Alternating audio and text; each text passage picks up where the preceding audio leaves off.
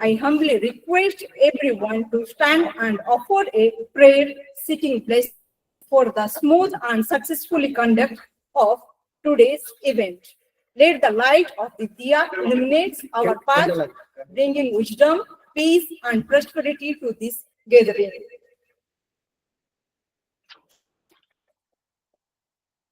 Deepam Jyoti Param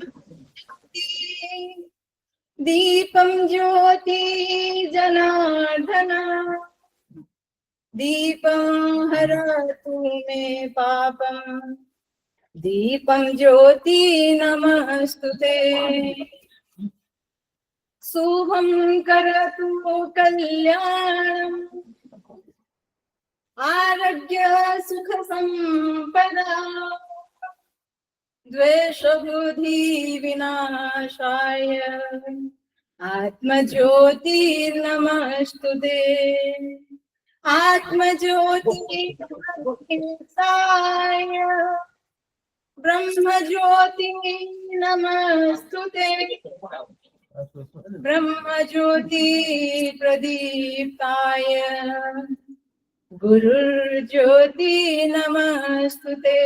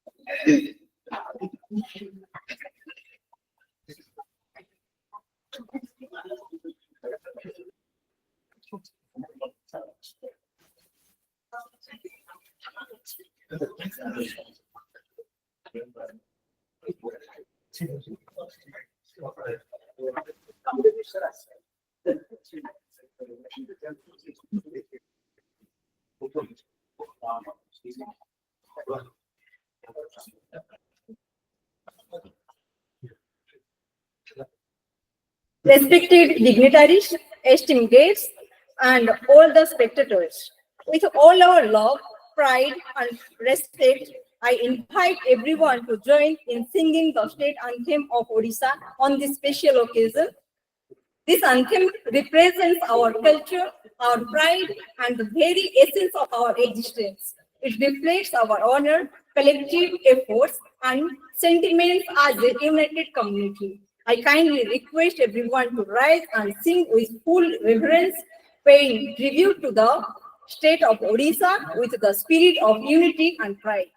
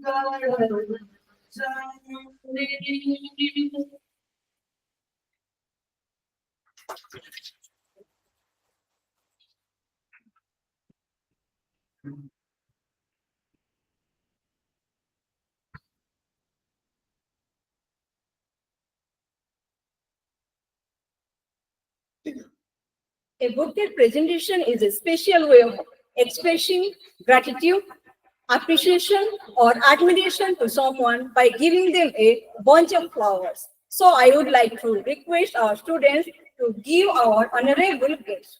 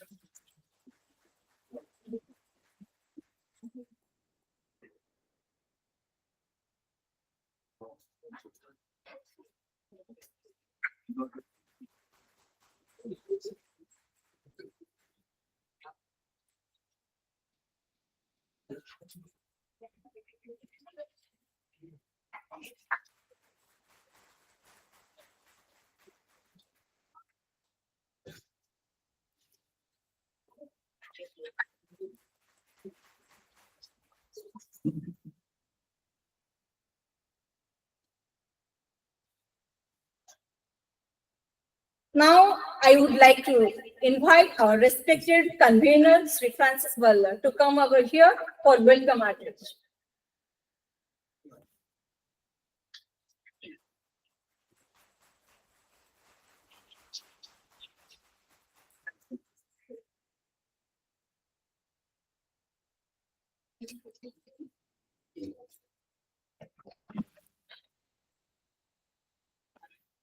Good morning, everyone.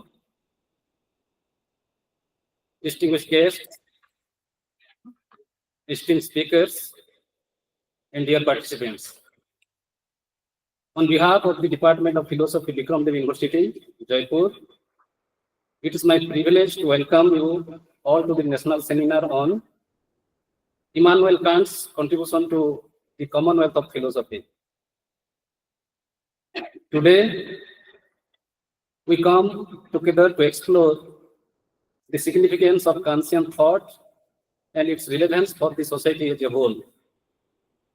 The subject matter of the seminar holds an immense significance in modern times.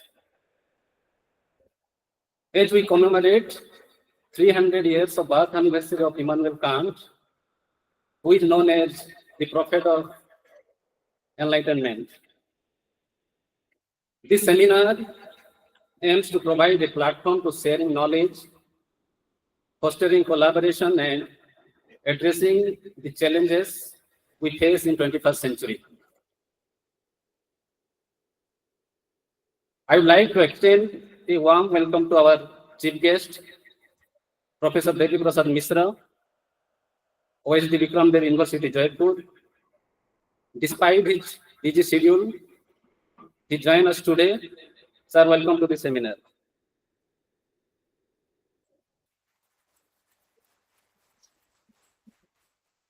I have also the honor to express a warm welcome to our guest of honor, Dr. Gopal Haldar, Regional Director of Education, Jeypore. Sir, we welcome you to this seminar. Now, I have the honor to welcome Dr. Prasant Kumar Patra, CTGC Vikram Dev University. We are really grateful to have you, sir. Ladies and gentlemen, I would like to extend a heartfelt welcome to our keynote speaker, Professor Ganesh Prasad Das, retired professor and formerly head of the Department of Philosophy, Utkal University, Bhubaneswar. Despite the cancellation of flight on Friday, he reached to Jaipur in the morning by road. This shows his love to us and to our departments. We really proud to have you today. Welcome to the seminar, sir.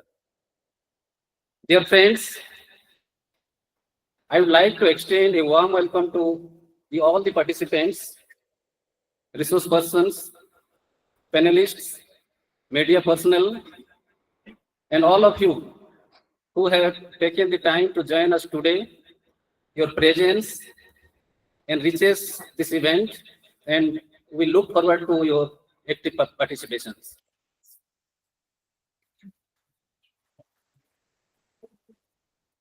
A special thanks to the organizing committee, volunteers for their hard work and support in making this seminar a reality.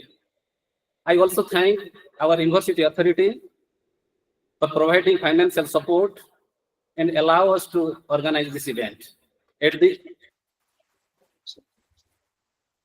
end, I thank everyone present over here on the dais and off the dais for their gracious presence. Once again, I welcome you all to the seminar. With these words, I extend my heartfelt gratitude to everyone present over here, and thank you very much for being here. Thank you, sir. Thank you very much.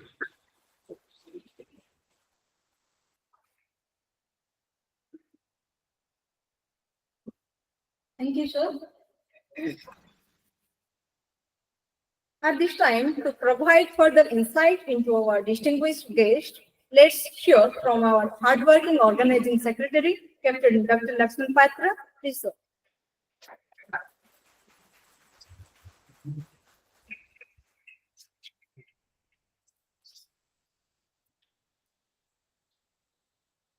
Thank you.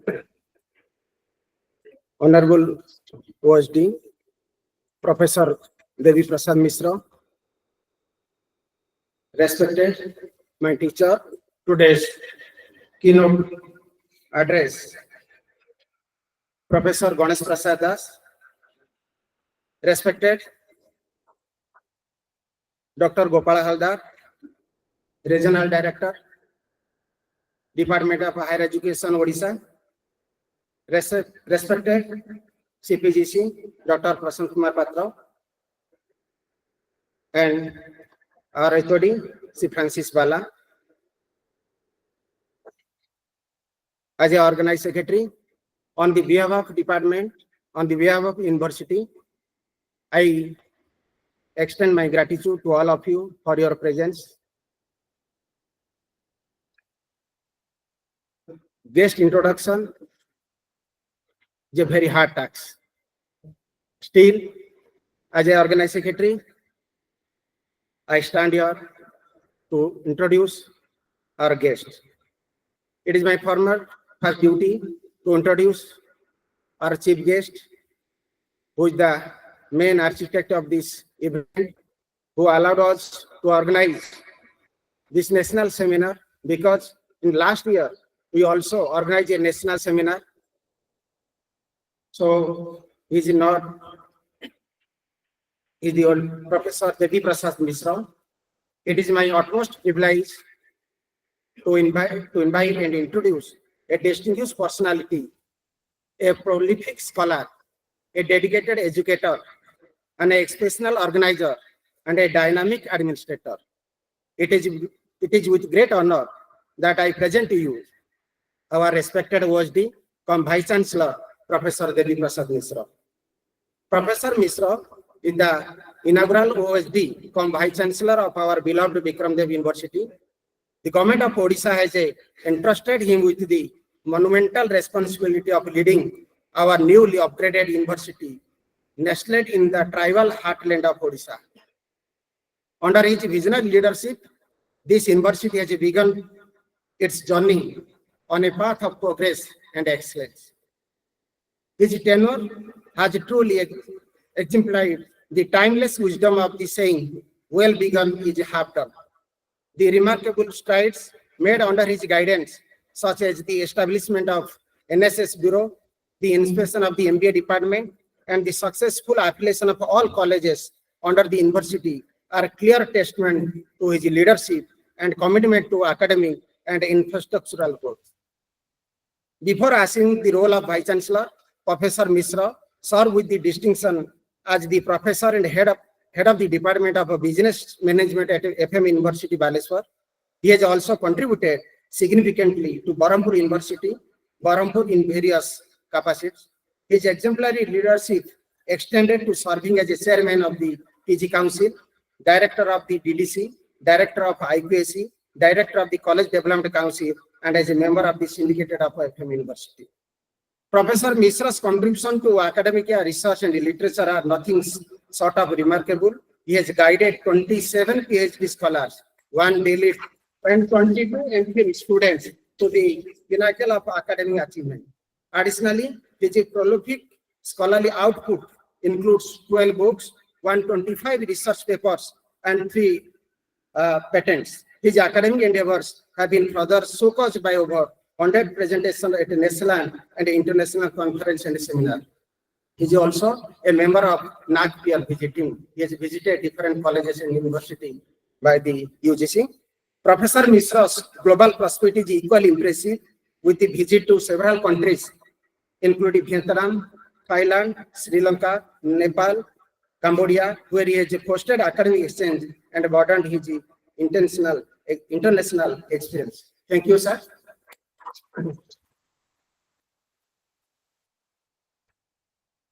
Now, it is time to introduce today's keynote address speaker, Professor Ganesh Prasad Das.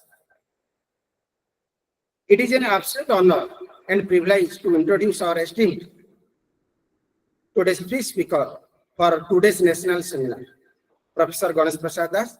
Professor Das is a highly respected academician and scholar, best known for his tenure as the head of the Department of Philosophy, Inaugural University, and members of governing body in the Indian Council of Philosophical Research, New Delhi.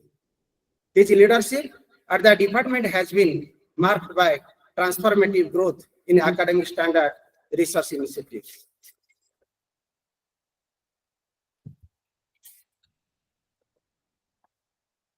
Professor Das acted as a visiting professor in Inaugural University, Bhubaneswar, Ravenshaw University, Cuttack, Vidyasagar University, Paschim Medinapur, North Bengal University, Darjeeling. He was also director of the PG Department of Philosophy and Critical Thinking, UN Autonomous College of Science and Technology, Odhaspur, Cuttack. His works in the field of analytic philosophy, Advaita Vedanta, and applied philosophy. Basically, he is famous for his Wittgenstein and Kant. His publication, including Vedanta Paribhasha, an analytical study, Darshanika Ganeshwar Mishra, like he has written more than 10 books. He is the editor of different journals of Odisha and out of Odisha. He has successfully guided 12 PhD and more than 25 MPhil scholars. And I am one of the PhD scholars. You are the General President of Indian Philosophical Congress in 2014, General President of All Odisha Philosophical Association in 2015. You are felicitated by the organization body like Indian Philosophical Congress, All Odisha Philosophical Association. Our university, Department of Philosophy also felicitated.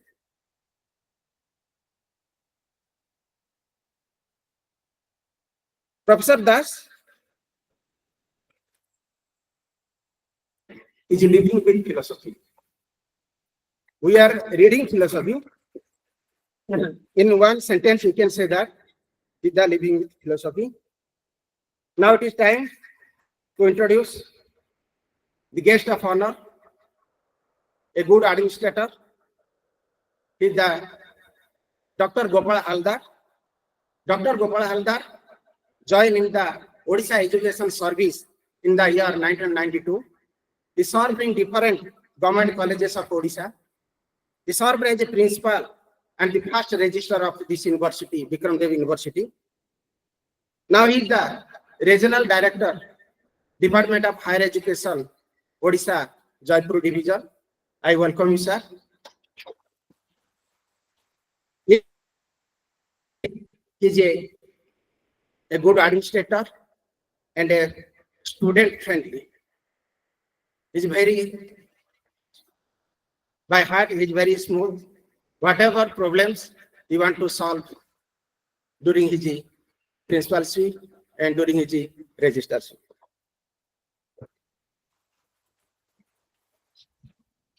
Next, our guest of honor, Dr. Prasant Kumar Patra, CPGC.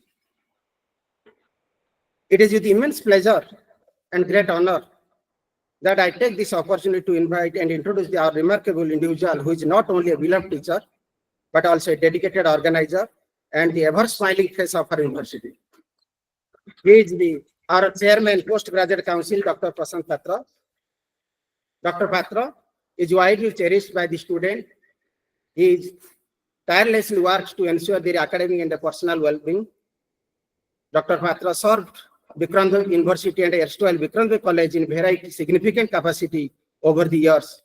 His diverse contributions have shaped the university's growth and have had a lasting impact on both academic and administrative spheres. A chairman of the Postgraduate Council, he has played an instrumental role in shaping postgraduate programs, fostering academic excellence, and ensuring the smooth functioning of a postgraduate department. Our HOD, Sri Francis Bala, is well known to all our students. He does not need any introduction. Francis Bala joined in the department in 2022. During his period, he's a very one. I can say that he's a good teacher. I cannot say anything more about him. So on this, I welcome again to this today's national seminar on Immanuel Kant's contribution to the Commonwealth of philosophy. If any mistake from my side to introduce our guests on the dais, then excuse me. Thank you. Thank you, sir.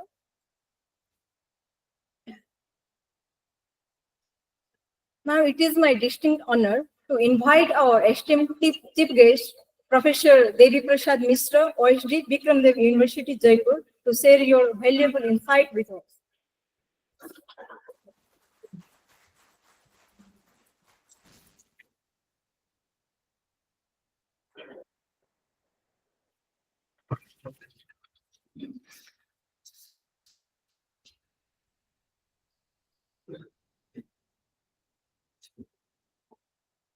Jai Jagannath.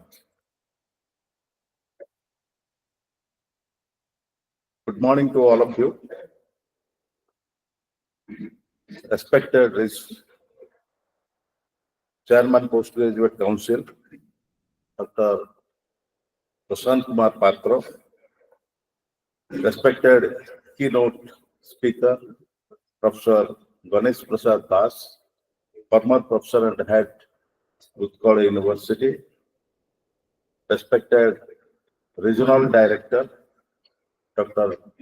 Gopal Haldar, respected Head of the Department, Professor Francis Barla, the convener of this seminar, respected Organizing Secretary, Captain Dr. Lakshman Patra, respected resource persons, faculty members, delegates, invitees, students, members of both the electronic and print media. At the outset, I extend a warm welcome to all of you to this two-day national seminar organized by the Department of Philosophy At the same time, I congratulate Dr. Patra for organizing the second national seminar in this department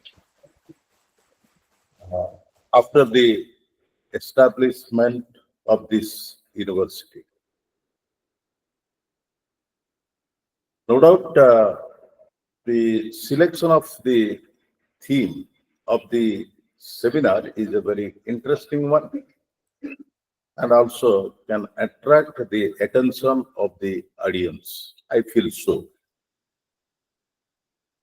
Immanuel Kant, on whom this two-day national seminar is being organized, was a German philosopher and considered as the father of the modern ethics and one of the greatest philosophers in the history of philosophy. And today we assembled here to discuss and deliberate upon the Immanuel Kant's contribution to the Commonwealth of philosophy. I am not a student of philosophy, but I cannot say that I do not know philosophy. As a layman perspective, or in simple language, what I feel, philosophy is the study of ideas and issues using the reason and logic. It can teach us to think critically, solve problems, and understand the world around us. That means, in truly speaking, philosophy helps us in various ways, like creative thinking, critical thinking, problem solving, also understanding of the language, etc. Because as I already said, I am not an expert in this area. I cannot speak more about the philosophy. If I go on saying something on philosophy, I may be delayed and I may be criticized. So I won't go detail into the topic because experts are there, resource persons are there. They will deliberate and discuss in detail what are the contributions of Kant's to the Commonwealth of philosophy. But when I searched, before coming to this, I searched in the net what is the contribution of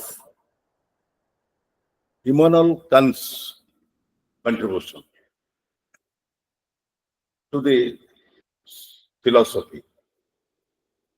What I observed, it is very, very difficult to understand. Even though I'm a professor, I have 32 years of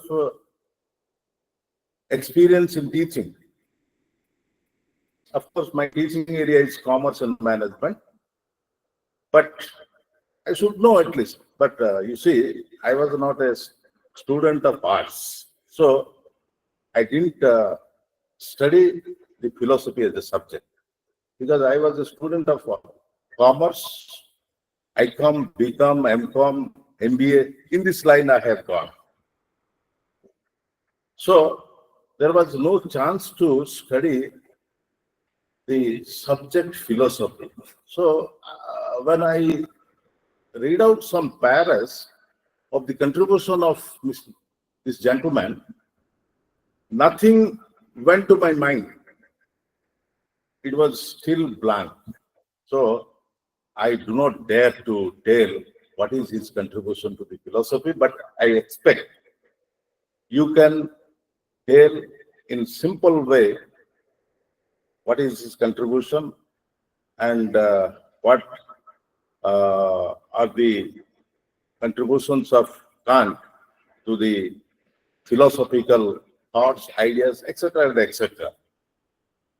So I will not take more time because you will listen to the resource persons present here. Last but not least, I hope this two-day national seminar will give important inputs on the theme. And moreover, I am very much confident that this seminar will be fruitful and productive. At last, I wish this two-day national seminar a grand success. Thank you. Jai Jagannath.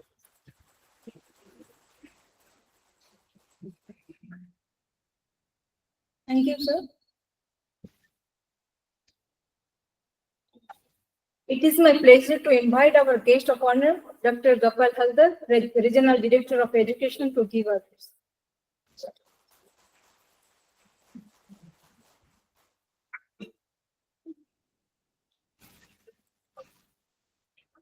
Esteemed Professor Devi Prasad Misra, OSD and Vice Chancellor in charge of Vikram Dev University, Jeypore.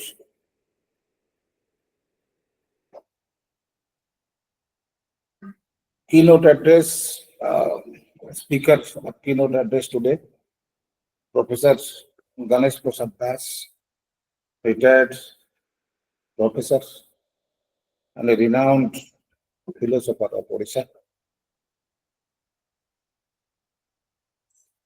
Chairperson PG Council, Dr. Patra, my colleague, earlier colleague. Head of the department, Sri Francis Barla, and convener. Dr. Lakshman Patra, organizing secretary. Renowned professors present here for this seminar. Participants from different colleges. My dear students, my dear persons. It is again actually it gives me a lot of pleasure attending this type of seminars. Earlier in Vikram Dev Autonomous College and now in Vikram Dev University. Fact is that when I was invited as guest of honor, I was thinking and I learned what is your subjects of this seminar. Said Immanuel Kant. I do not know. I am man of botany. But philosophy as a subject is no doubt not explored by people like me. But we cannot go away from philosophy. We understand to some extent here and there. So I just Googled what is Kant actually. So today morning.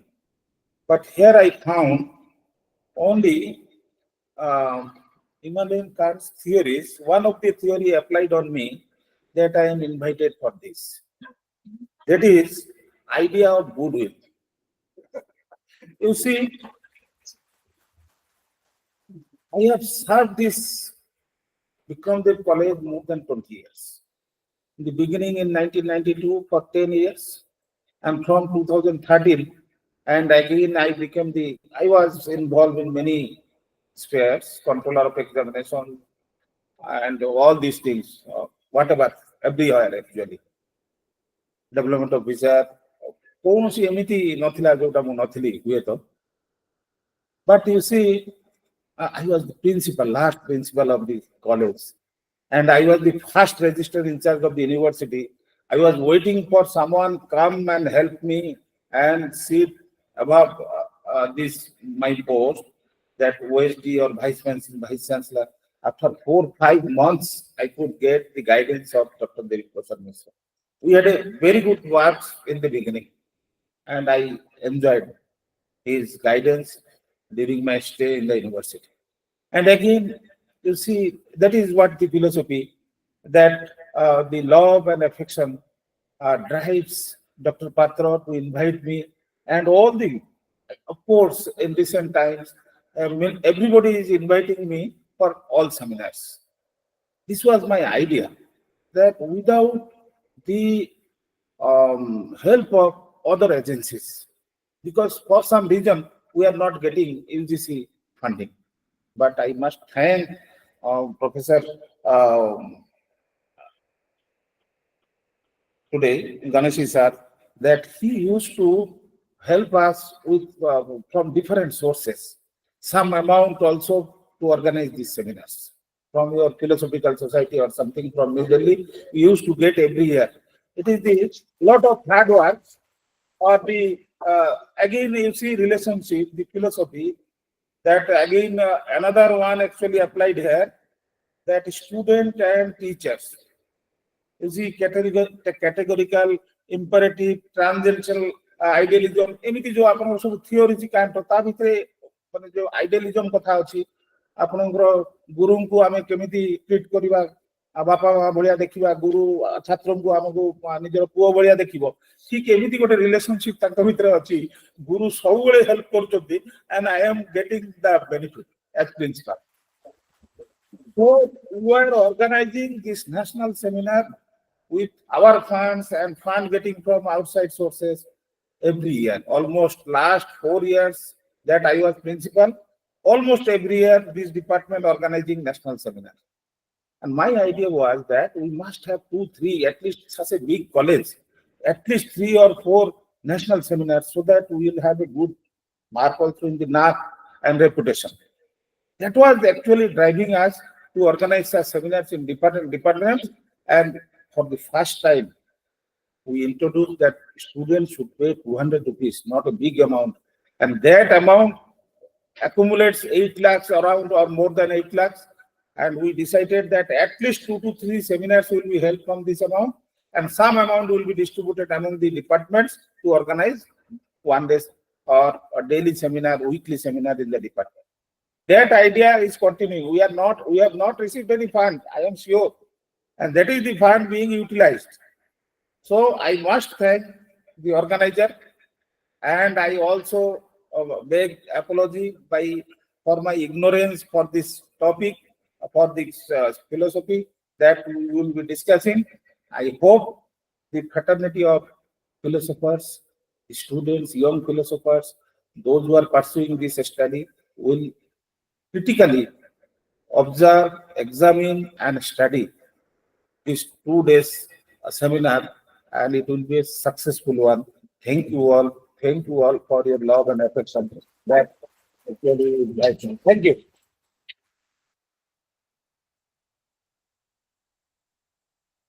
Thank you, sir. Ladies and gentlemen, it is now my pleasure to invite to the stage Dr. Prashant Kumar Patra, CPGC, Vikram Dev University, Jeypore. Please come over here and share your valuable thoughts with us.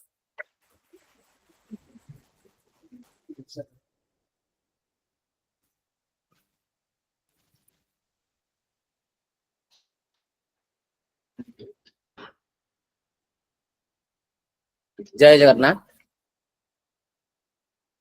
Good morning to all. Esteemed Professor Devi Prasad Misra, OSD of Vikram Dev University, Jeypore.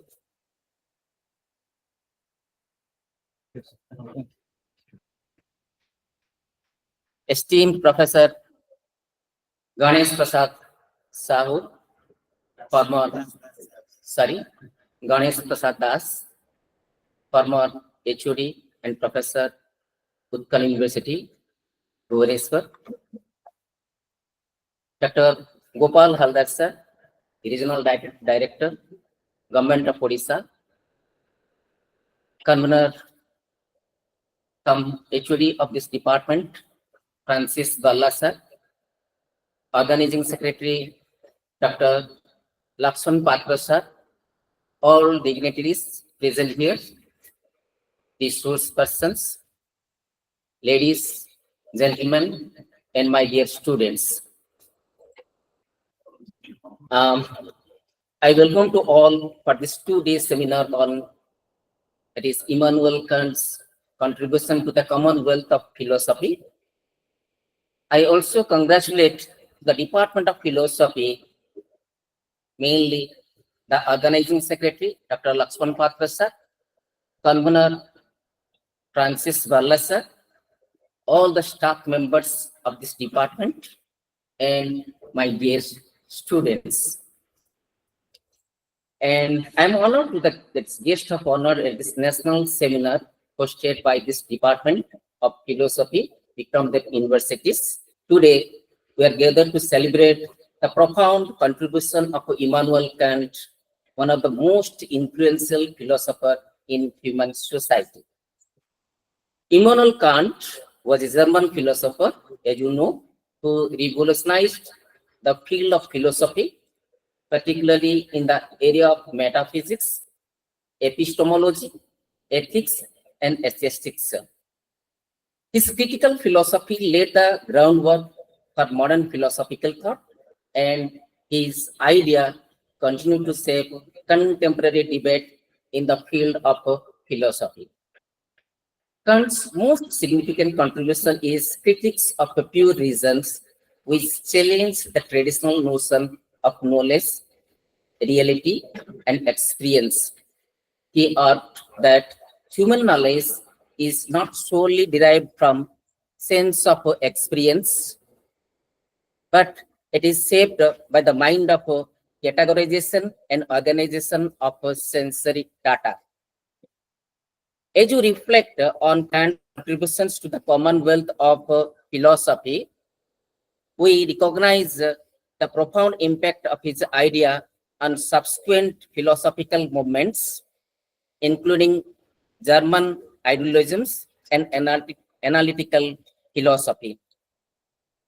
Its influence extends beyond philosophy to shape modern thought in fields such as science, politics, and arts.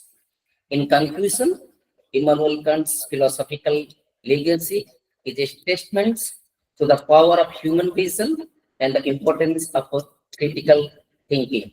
As you continue to grapple with this complexity of our globalized world, Kant's idea remind us of the need of moral clarity, intellectual humility, and a commitment to the universal value of dignity, respect, and justice. Thank you. Thank you all for this connection.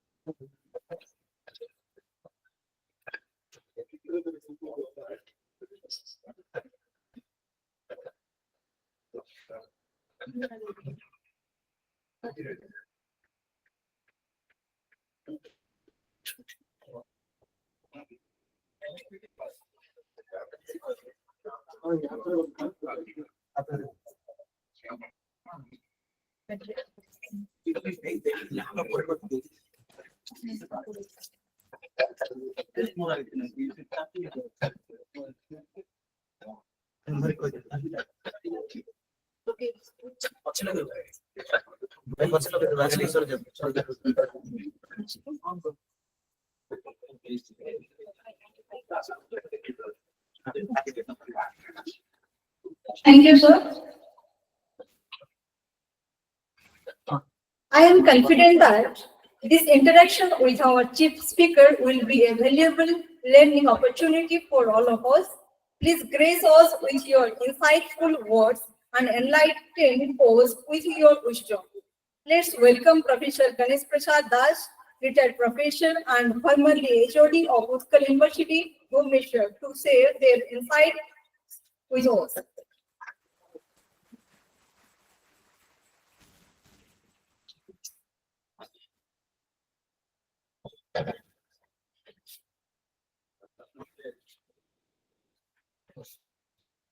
Good morning and namaskar, one and all.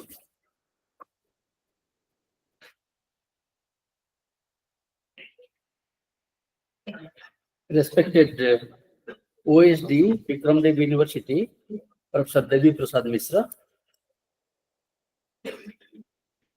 Respected guest of honor and Regional Director, Dr. Gopal Halder.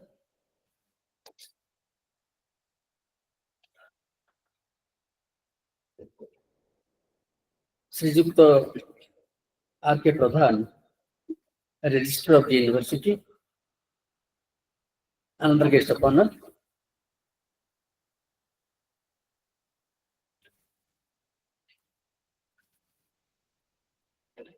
Shriman Francis Barla, convener and head of the Department of Philosophy.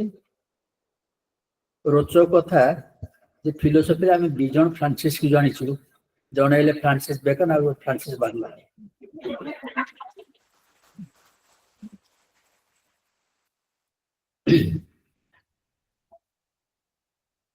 Captain doctor Lakshman Patra organising secretary resource persons in front of me, many of whom are very good old friends of mine. My dear students, media persons, I am so happy to have been invited by the organizers of this seminar to deliver the keynote address. That I will do in due course, but let me put something precisely as a formality. Ludwig Wittgenstein says that everything that could be said in 3 words. যেমনি বছর পড়লাম মলা 3 words. Let me put whatever I have to say about Kant in just 3 points. I had very interesting notes put forward by a respected OSD, respected RD,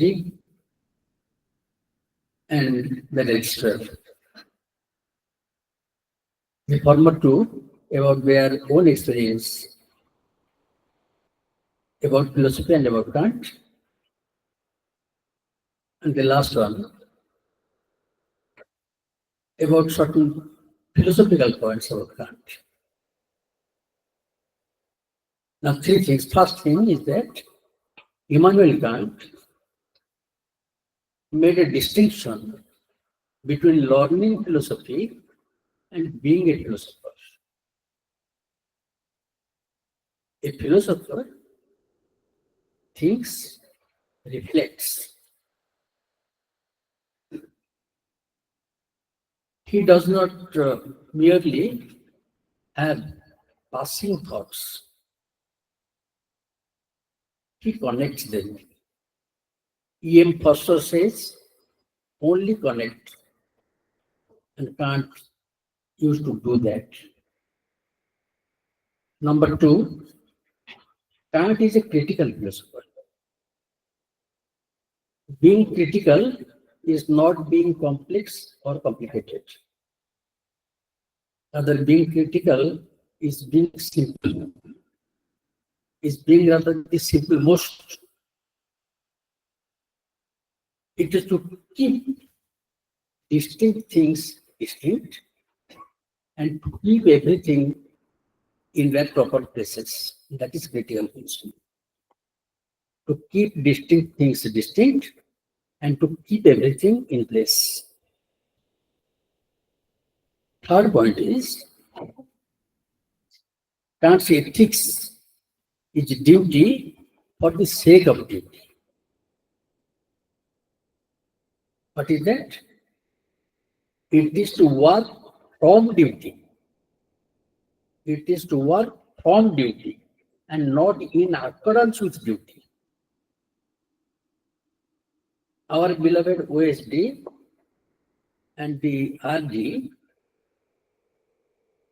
they enthuse Captain Patra to hold seminars. This action is from duty. Seminar নহলে ତାଙ୍କର କଣ ଯାଉଛି?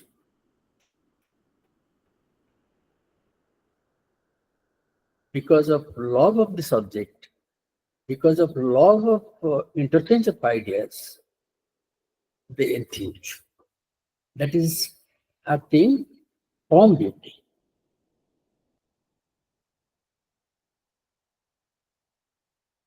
This is out of love and commitment. They are now attending this function, this inaugural function. This is in accordance with duty. It's a formality that they are performing.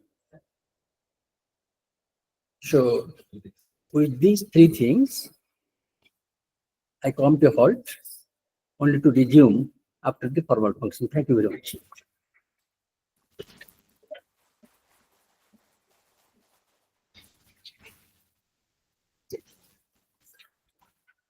Thank you, sir.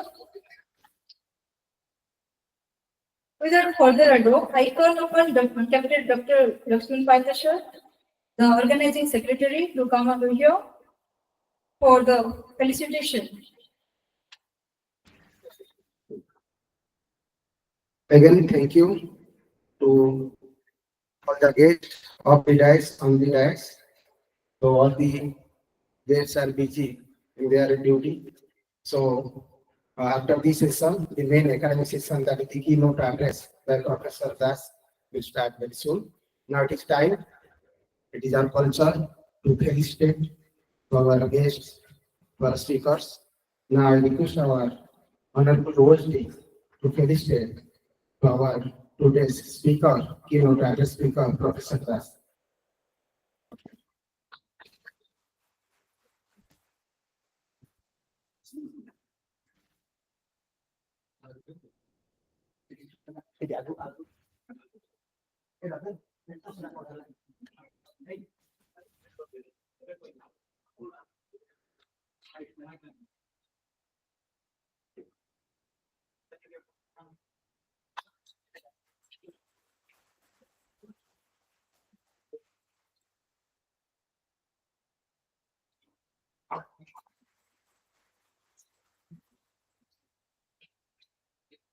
I request Professor Das to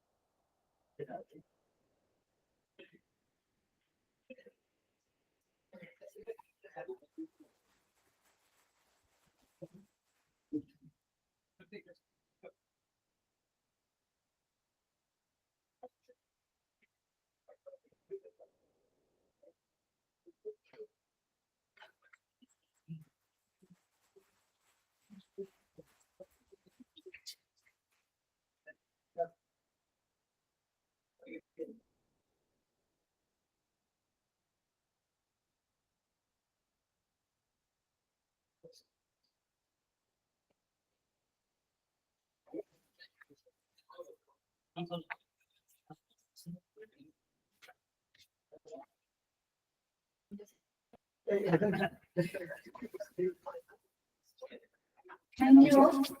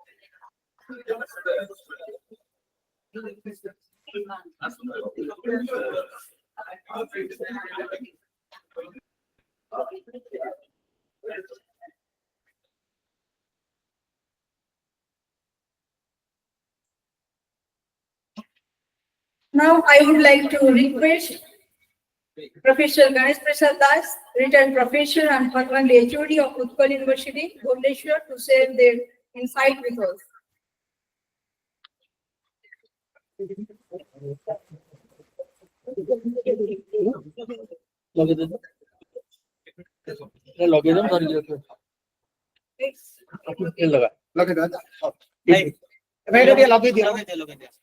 এটা share করার ভিতরে সেটা পিপিটা টিকে দেখি logo এটা share কর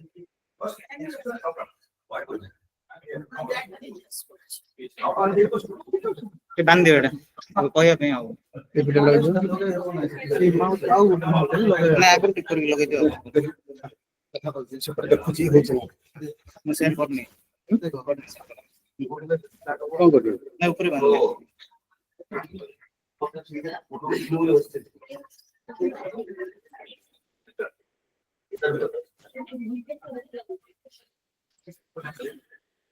hello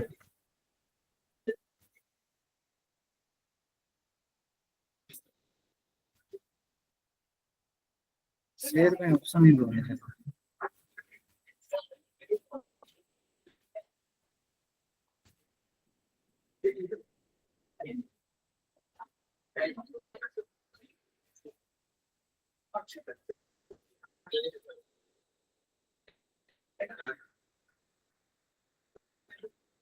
সেটা সেটা কোড যাইলে এটা আবার শেয়ারিং এলা नहीं शेयर सार बोध कर दीजिए ना होस्टिंग দেখলে দেরি করনি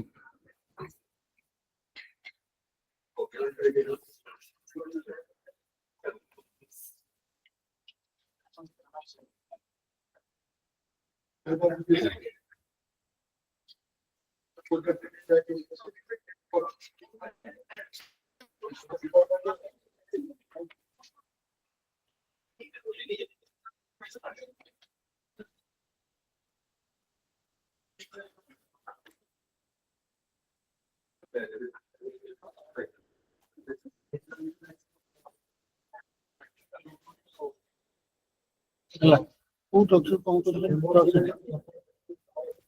ହବ ନା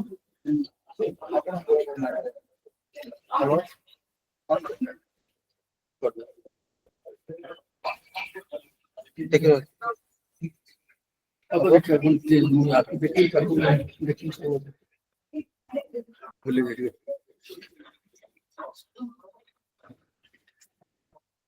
टाइपिंग ছিল বলে কথা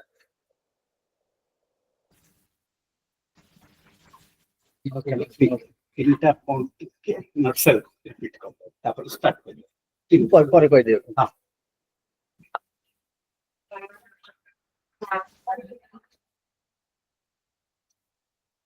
আরাম করে না কোন করে দেখুন যে সেটা ফোন করে ସେଠି ସେୟାରିଂ ହଉନି? ଆରେ ସେଠି ହଉନି ସେୟାରିଂ ହବନି ନା? ହଉନି ନା?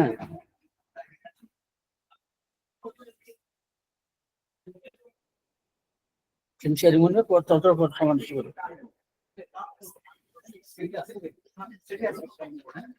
ହଁ ଆପଣ ସେଠି କରିବେ। ନାଇଁ ନାଇଁ ଏଇଠି କରିବେ ସାର୍। ଆପଣ କହିବେ ସେ ସାର୍ ମୁଁ ସେଟା ମ୍ୟାନୁଆଲି କରିଦେବ। ହଉ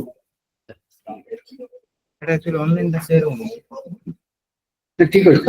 ହଁ, ନାଇଁ ଦିଶୁଛି ସାର୍ କିନ୍ତୁ ଅନଲାଇନ ଯୋଉଟା share ହେବ କି ଅନ୍ୟମାନେ ଦେଖିବା କଥା ଯୋଉମାନେ ଅନଲାଇନ ଅଛନ୍ତି ସେମାନଙ୍କୁ ଦିଶୁଛି। ଆଉ ଏବେ ତ ଫିଜିକାଲି ତ ଦେଶା ଦେଖାଯିବ। ହଁ ଏମାନଙ୍କୁ ସମସ୍ତଙ୍କୁ ଦିଶୁଛି। ଦିଶୁଛି? ହଁ ହଉ ଠିକ ଅଛି। So, Siri, respected all and dear all, let me resume the keynote address. ए की विषय मोर गोटे कथा कहबार थिला। गोटे गोटे ताला अछि जो थे गोटे गोटे डेडिकेटेड की सेही चाबी रे एवं सेही चाबी रे ही खुलियो।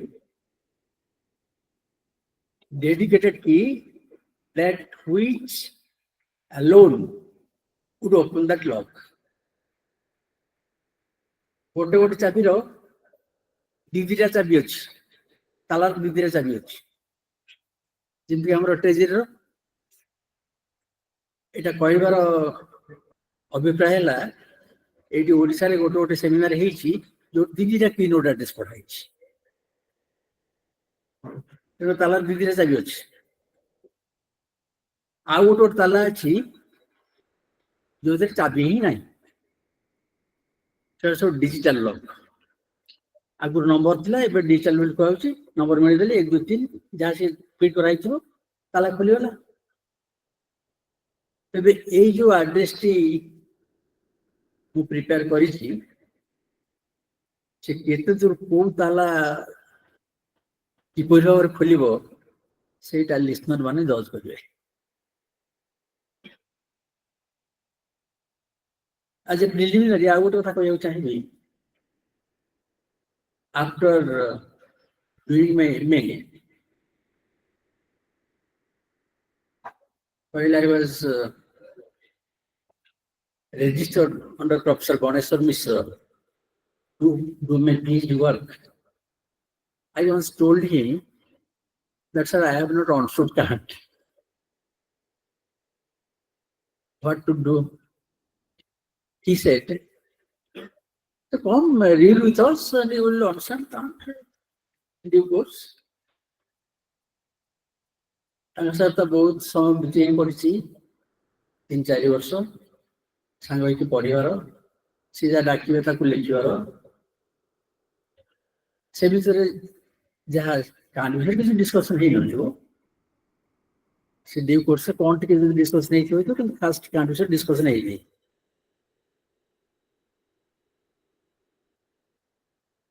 तार पूर्वरु एमे पढ़िला बेले we were recommended to read Holkenborg's History of Philosophy.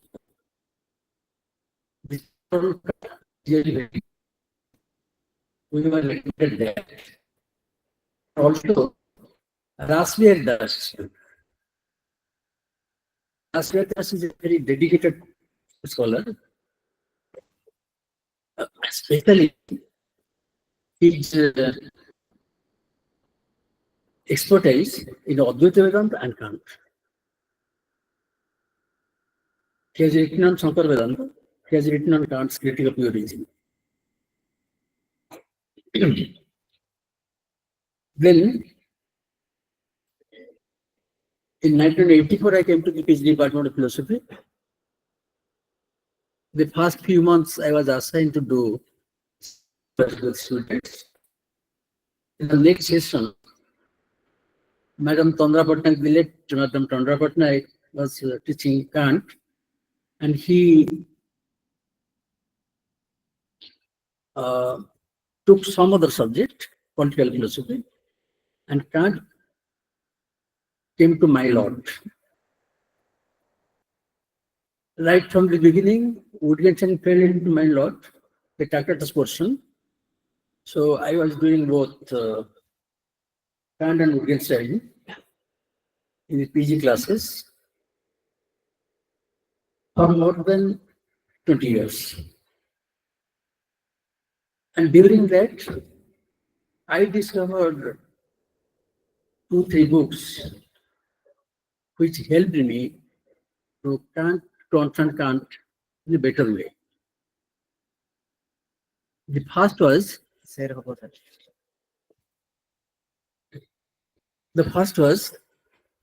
F.C. Copplestone's History of Philosophy, in which Kant occupies an entire volume, volume 6. Then I discovered P.F. Stawson's The Bounds of Sense. The Bounds of Sense is as much difficult as the Critique of Pure Reason.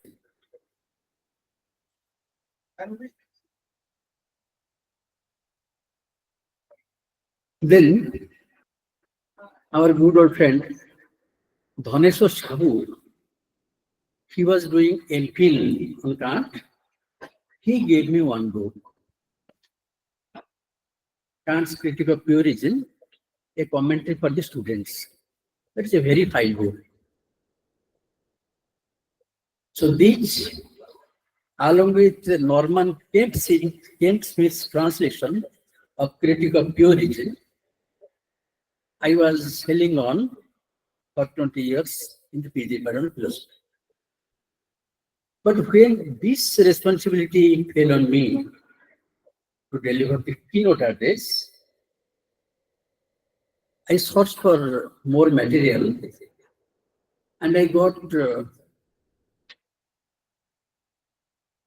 good number of material, among which two are very important. One is Max Muller's translation of Critique of Pure Reason. That is so very engrossing, so very deep, that literally I cried one night going to Max Muller's introduction in that volume. And that night I dreamed but the stars are not available in the sky nowadays. So, semane maximum Kant ko chintadhara re pura puri believe na ko bimukh hoitile, vibhor hoitile. Se vibhor kone ko vibhor. That I really vibhor kone ko vibhor. এবং on lately Max ନିର୍ଭର କରିକିରି ଏଥିରୁ long quotations ଦେବି, please don't feel bored about it. କୋଉ କ୍ଷେତ୍ରରେ ଭିତରେ ଅର୍ଜୁନ ମୋ ତଣ୍ଟି ଶୁଖି ଯାଉଛି, ସେଟା ତ ସେ ଡିସ୍କୋର୍ସରେ ଭଲ ହେଇଯାଇଥିଲା, ମତେ ପାଣି ପିଇବା ଦରକାର ପଡୁଛି।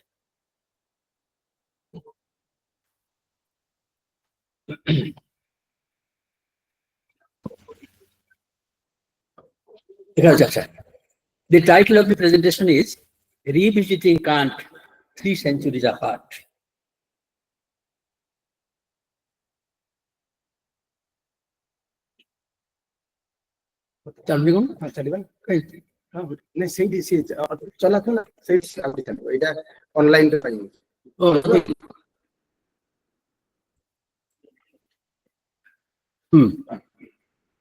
Okay.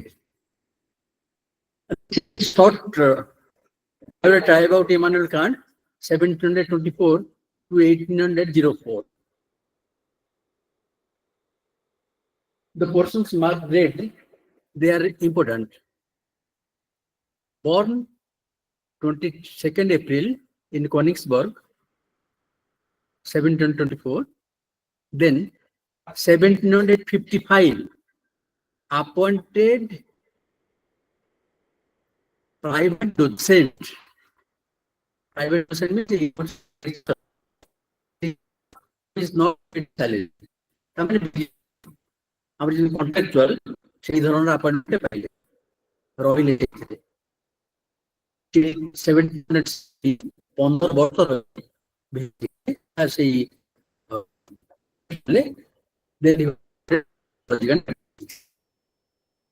ତା ପୂର୍ବରୁ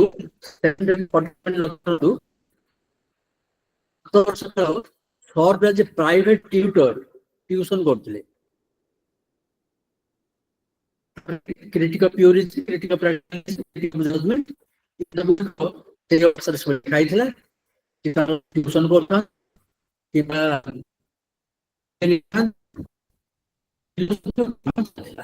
ସେଥିରେ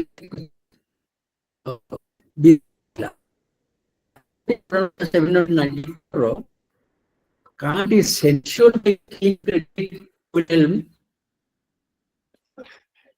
II for distorting and debasing Christianity in a religion with limits of origin alone. মনে ছিল যে Spinoza, he was ostracized for debasing religion because he equated God with nature. Nature হচ্ছে সায়েন্সের কথা, God হচ্ছে রিলিজনের কথা।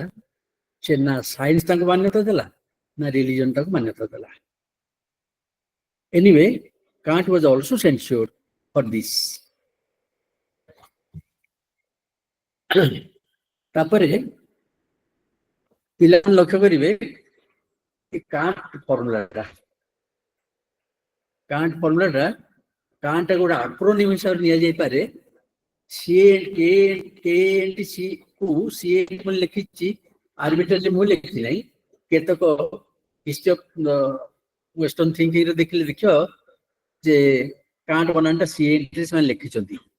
ତେଣୁକରି C stands for categories of understanding, A for antinomies of reason, N for noumenon behind phenomenon, T for transcendental method. These are the four central ideas. If students remember CNT like this, they would be able to write many things in the examinations. There is a quotation from Kant, and this is very much interesting, that two things fill the mind with ever new and increasing admiration and awe, the more often and more enduringly reflection is occupied with them: the starry heavens above and the moral law within me. এই দুইটা কথা ତାଙ୍କୁ ଫିଲୋସୋଫାଇଜ କରିବା ପାଇଁ ପ୍ରବୃତ୍ତ କରି ଆସିଛି। The starry heavens above and the moral law within. ଏସବୁ ବିଷୟରେ ଆଲୋଚନା କରିବା। The flow of time over 300 years have created work for some philosophical ideas, island for some others, and mainland for still some others. Some of Kant's philosophical ideas have got drowned in the Gurk, some have got islands, and still some others are on the mainland. His distinction between time and times and between space and places are of the last type. What about the ideas which have been drowned with the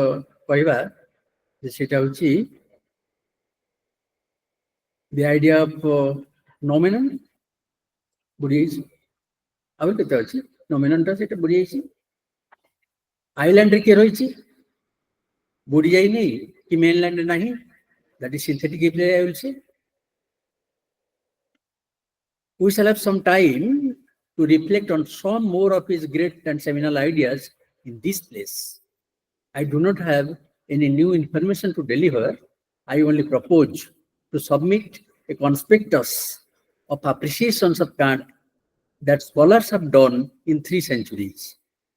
If by this I can rouse in the mind of my listeners a love for Kant and his writings, I would redeem my labor and its cost fully and honorably paid.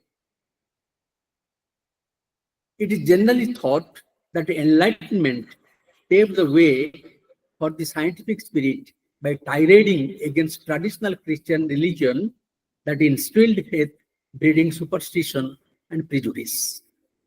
But Christianity was not creating superstition, fanaticism, and prejudices. Rather, it was trying to break down those evils.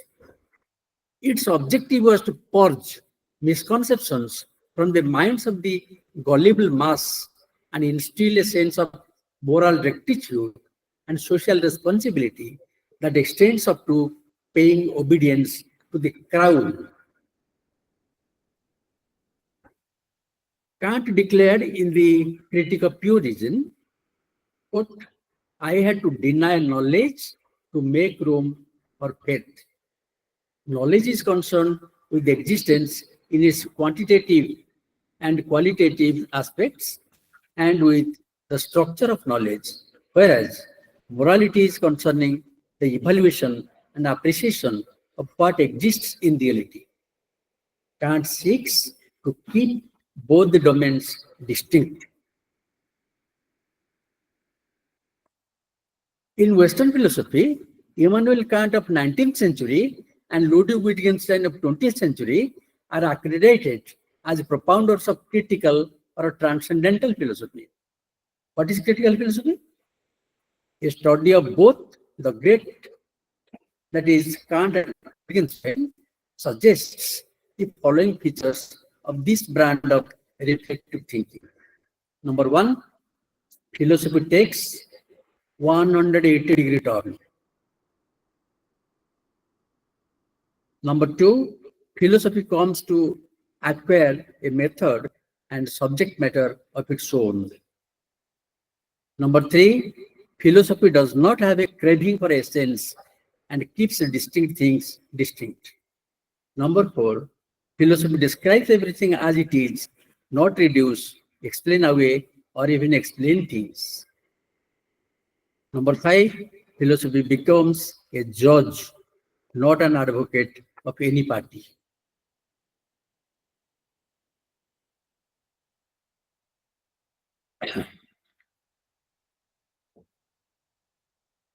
A quotation from Kant, I have thus removed all those errors which have hitherto brought reason, whenever it was unassisted by experience, into conflict with itself. I have not evaded its questions by pleading the insufficiency of human reason, but I have classified them according to principles, and after showing the point where reason begins to misunderstand itself, solved them satisfactorily. It is true that the answer of those questions is not such as a dogma enamored curiosity might whisper, for such curiosity could not have been satisfied except by juggling tricks in which I am no adept. When he thinks that other philosophers were doing juggling things, but he is not doing that. We may give one example of Descartes, who was using the idea of pineal gland to explain the relationship between body and mind. That is a juggling thing, Kant would say. In this work, that is Critique of Pure Reason, in this work I have chiefly aimed at completeness. Mark these words, please. I have aimed at completeness, and I venture to maintain that there ought not to be one single metaphysical problem that has not been solved here, or to the solution of which the key at least has not been supplied. It I emphasize next ଗୋଟେ quotation Ludwig Wittgenstein ଯୋଉଟା ସତ୍ୟ copy ହେଇଛି କି ଏମିତି ଜଣା ପଡିବ. Wittgenstein in Tractatus Logic of Philosophicus writes in the preface, thus the aim of the book is to draw a limit to thought, or rather not to thought but to the expression of thoughts. For in order to be able to draw a limit to thought, we should have to find both sides of the limit thinkable. That is, we should have to be able to think what cannot be thought. The truth of the thoughts that are here communicated seems to me unassailable and definitive. I therefore believe myself to have found on all essential points the final solution of the problem. And if I am not mistaken in this belief, then the second thing in which the value of this work consists is that it shows how little is achieved when these problems are solved. Wittgenstein is a bit humble, but the ideas coincide as it were. So I here list many authors whose appreciations are very much important. Johann Gottlieb Fichte, German philosopher of fame, and on many points the antagonist of Kant, writes, Kant's philosophy will in time overshadow the whole human race and call to life a new, more noble and more worthy generation. Jean-Paul Frederick Richter speaks of Kant not only as a light of the world, but as a whole solar system in one. If we see to what extent they have appreciated Kant. With more suppressed yet no less powerful appreciation, Wilhelm von Humboldt writes of him, quote, some things which he demolished will never rise again. Some things which he founded will never perish again. A reform such as he carried through is rare in the history of philosophy. ଅନେକ ଅଛି Edward କାଇଡଙ୍କର ଅଛି ଭାଇଙ୍କର ଅଛି ଯୋଉ ଦି ଜଣଙ୍କର translation professor ସୁଦାନ୍ତ ରାୟ ବହୁତ ପ୍ରଶଂସା କରନ୍ତି ଶୀର୍ଷକ ହଜମ କରିଛନ୍ତି ଏବଂ ସିଏ ମଧ୍ୟ କାଣ୍ଟ ଉପରେ ଗୋଟେ ବହି ଲେଖିଛନ୍ତି ଭାଇଙ୍କର କାଇଡ ତାକୁ ପଢୁନି ମୁଁ ଅମିଟ କରି ଅଛି ବହୁତ ଗୁଡେ କଥା କହିବାର ଅଛି I now come to Max Muller ଏଇଟାକୁ ପଢିକି ଦେଖନ୍ତୁ କେତେ ଡିଭୋର ହେଇଛନ୍ତି Max Muller The two friends Kieke, the Rig Veda and Kant's critique of pure reason may seem very different, and yet my life would have been incomplete without the one as without the other. The bridge of thoughts and sighs that spans the whole history of the Aryan world has its first arc in the Veda, its last in Kant's critique.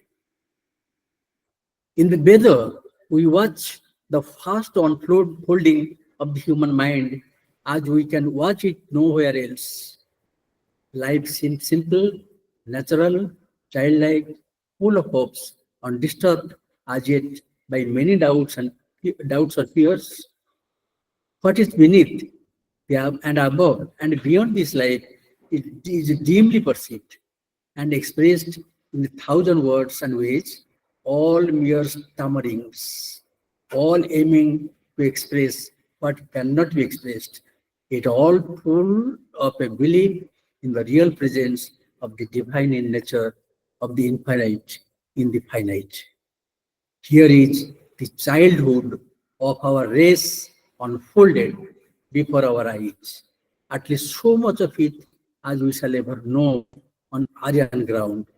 And there are lessons to be read in those hymns, in every word that is used by those ancient poets which will occupy and delight generations to come. And while in the Veda, we may study the childhood, we may study in Kant's critique of pure reason the perfect manhood of the Aryan mind. যুবাবস্থা পর্যন্ত বেদ care কলে share কলে উত্তরিত ଯୁବାବସ୍ଥା ଏବଂ ପକ୍ୱ ଅବସ୍ଥାରେ ମଣିଷ ମନରେ ଯୋଉ ସବୁ ପ୍ରଶ୍ନ ଉଠିବ ତାକୁ କେୟାର କରୁଛନ୍ତି critique of pure reason Kant. It has passed through many phases and every one of them had its purpose and has left its mark. It is no longer dogmatical, it is no longer skeptical, least of all is it positive. It has arrived at and passed through its critical phase, and in Kant's critique stands before us conscious both of its weakness and of its strength, modest yet brave. It knows what the old idols of the childhood and its youth too were made of. It does not break them, it only tries to understand them, but it places above them the ideals of reason, no longer tangible, not even within reach of the understanding, yet real, if anything can be called real, bright and heavenly stars to guide us even in the darkest night.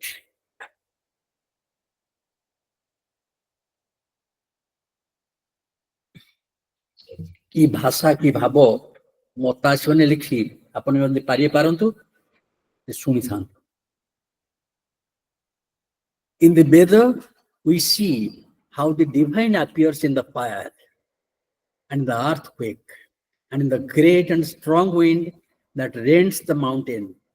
In Kant's critique, the divine is heard in the still small voice, the categorical imperative, the I ought, which nature does not know and cannot teach.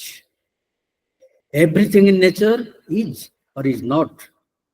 It is necessary or contingent, true or false.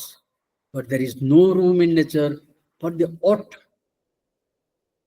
as little as there is in logic, mathematics, or geometry. Ought it कोठी मिलिबनी,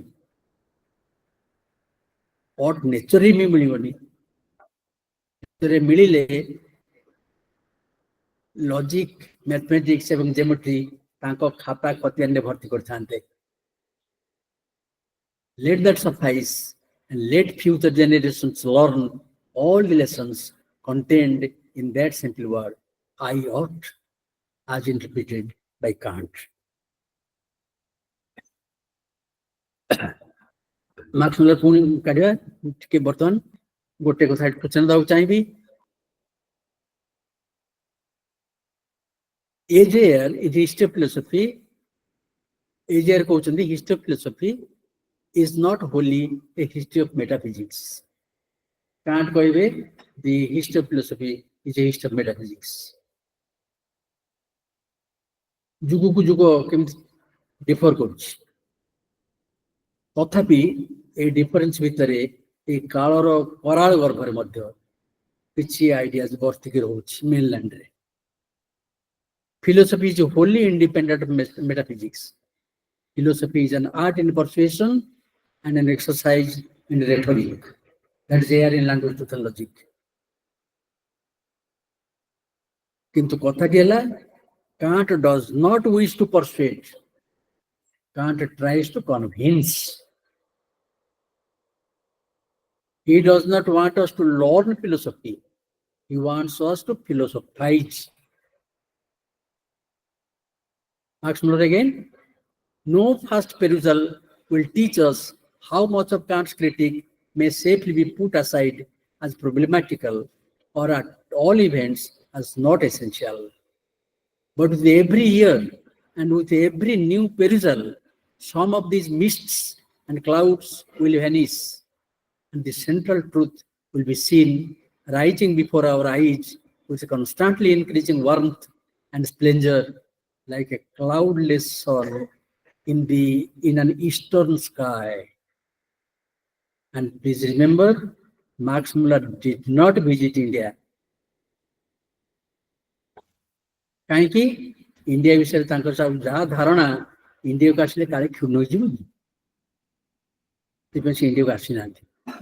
India रे जे अछंती जे India को आसी चंती India विषय एते भलो धारणा बोधे car नथिबो एते भलो भाव रे केई कहि नथिबे.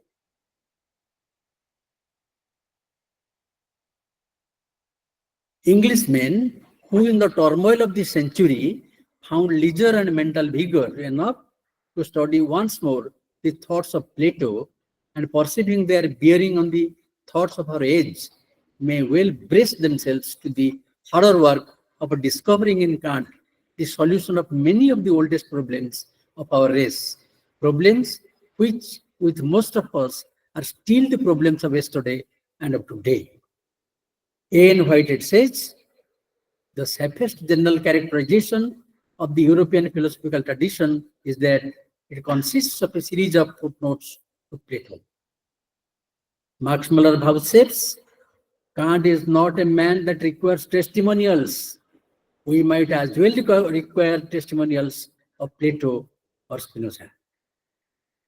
We can say that Kant's Copernican revolution in philosophy of the 19th century is the springboard of Wittgenstein's linguistic revolution in the 20th century.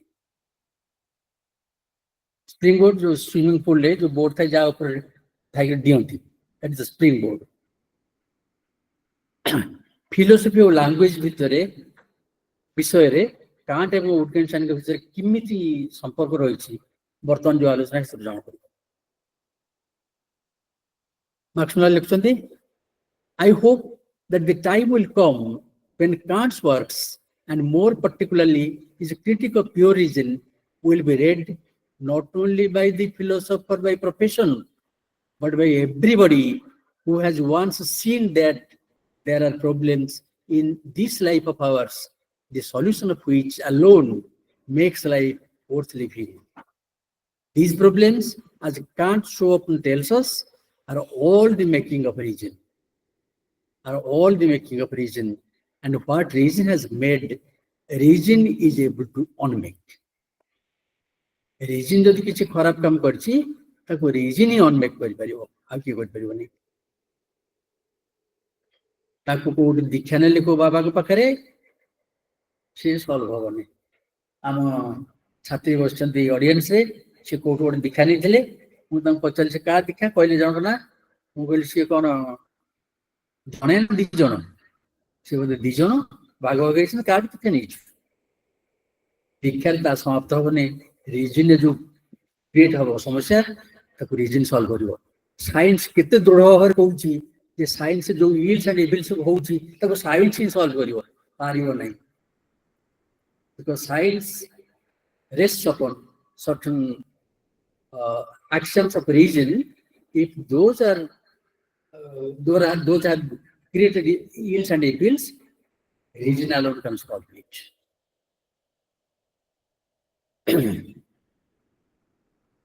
Progressively science जोड़ा को लिखा ही करी पर्सन चाली ची बड़े फ्लैट अर्थ थियरी को लोग जाऊँ ची सबू पहाड़ों समाने करी रही है बड़े फ्लैट है इसमें सब जाको पहाड़ न थी वो खाली सूरज न थी वो सब सारे पटोल चले जाते थे 2 घंटा भीतर भाई जाकर ऐसे पहुंच जाते थे जयपुर रे 2 घंटा रेस कौन करियो इट्स 4 घंटा से कौन असुविधा होता है.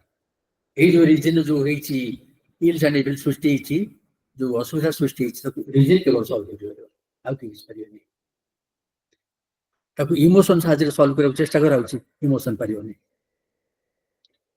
What remains to be done even after Kant is to show how man can came to believe that he could know so much more than he can know, and this will have to be shown by a critique of language.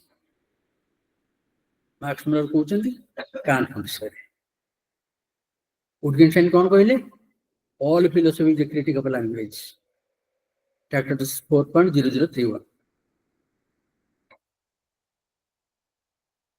সেই language কথা দেখুন কোন আছে কোটি আছে কোটি পৌঁছেছি 1730 ରୁ 1780 পর্যন্ত বা জার্মান ফিলোসোফার হামান कहले language is not only the foundation of the whole faculty of thinking but the central point also from which proceeds the misunderstanding of reason by herself. And again, the question with me is not what is reason, but what is language? And here I suspect is the ground of all parallelisms and antinomies with which reason has been charged. And again, hence I feel almost inclined to believe that our whole philosophy consists more of language than of reason. And the misunderstanding of numberless words and prosopoias, which is humanization of non-human entities, of the most arbitrary abstraction, the antithesis, nay, the commonest figures of speech of the sensus communis have produced a whole world of problems which can no more be raised than solved. What we want is a grammar of origin. Please mark the words, a grammar of origin.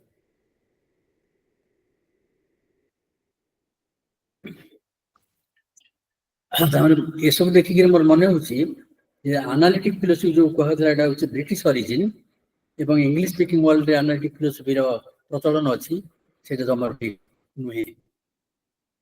ଇଏର origin Europe, ଯୋଉଠି ମେଟାଫିଜିକ୍ସର origin ସେଇଠି ମଧ୍ୟ ଲିଙ୍ଗୁଇଷ୍ଟିକ ଫିଲୋସଫିର origin. କେମିତି କହିଲେ ଉଇଟଗେନଷ୍ଟାଇନ୍?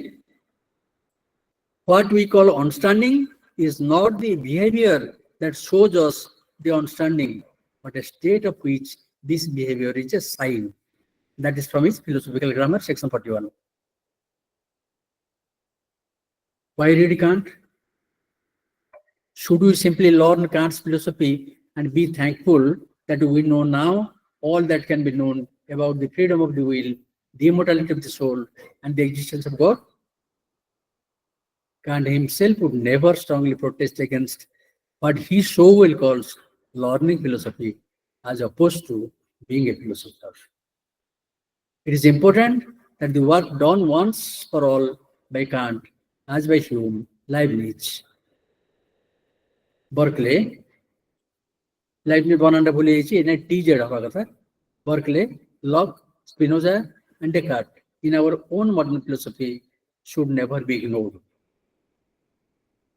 ସବୁ ଫିଲୋସଫରଙ୍କର original work ପଢିବା ଦରକାର ନିହାତି।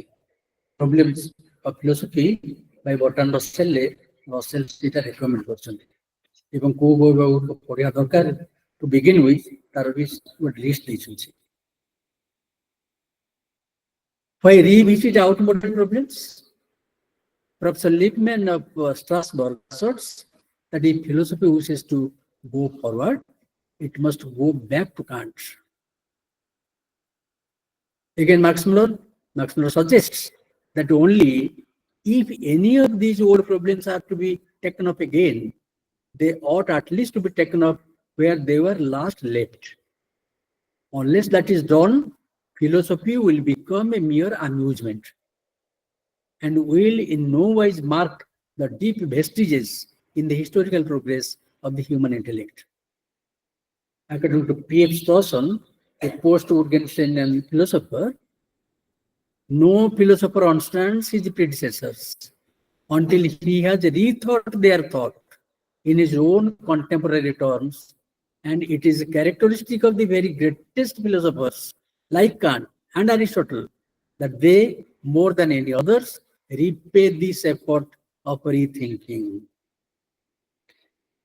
Stawson's bound of sense, the bounds of sense, is the result of his rethinking of Kant's critique of theories.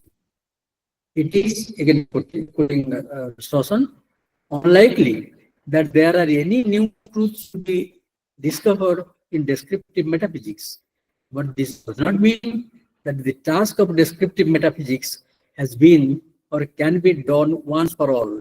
It has constantly to be done over again. If there are no new truths to be discovered, there are old truths to be rediscovered. And that it is really a good advice, a piece of advice to the researchers. We have many gray areas, especially in Indian philosophy, which must be revisited and rethought and restructured in the idiom of the day. Now, dogmatic slumber breaks and evolution makes. Hume holds that true causality is impossible whether in experience or beyond experience. Kant proves that experience itself is impossible without the category of causality. And of course, without several other categories also, which Hume had overlooked, though they possess exactly the same character as the concept of causality. The gist of Kant's philosophy, as opposed to that of Hume, can be expressed in one line: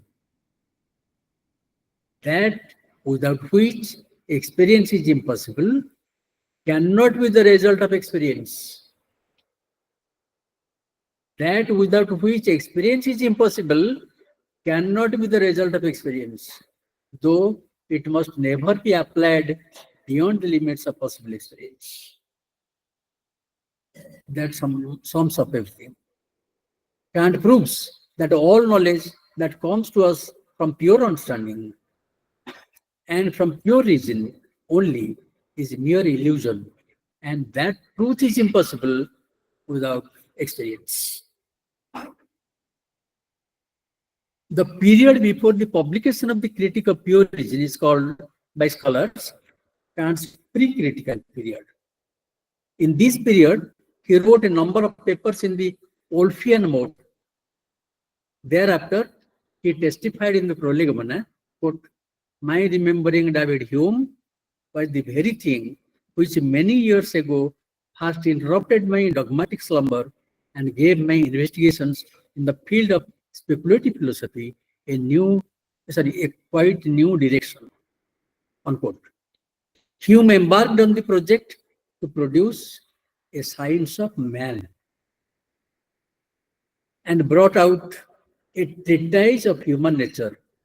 Please attend to that precisely. He embarked to produce a science of man.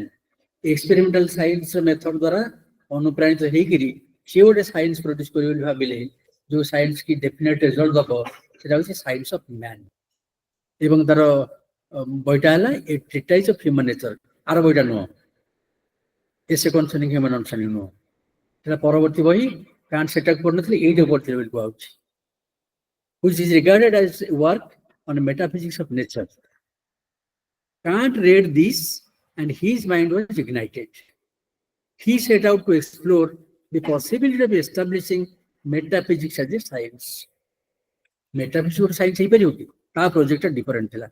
ये कला metaphysics of man है परियोगी. ये कला metaphysics of science they metaphysics as a science है परियोगी.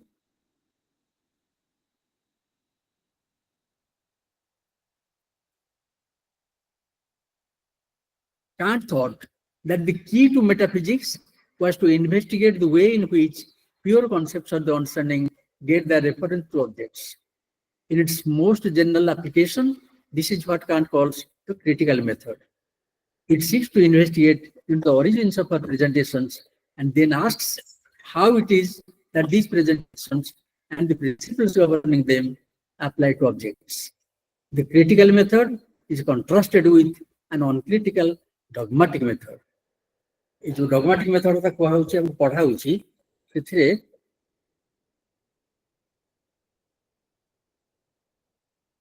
हमें धरि नउचु कि Hume ताको dogmatic slumber उठी दिले तो ह्यूम होता होची dogmatic इन प्रकृति तानु है से क्रिश्चियन पोल को dogmatic बोली कहउची लाइबनिस की dogmatic बोली कहउची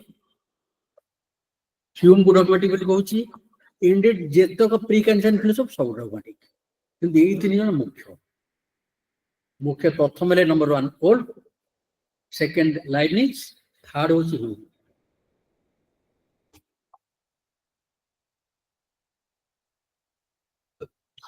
dogmatic method और critical method तो होची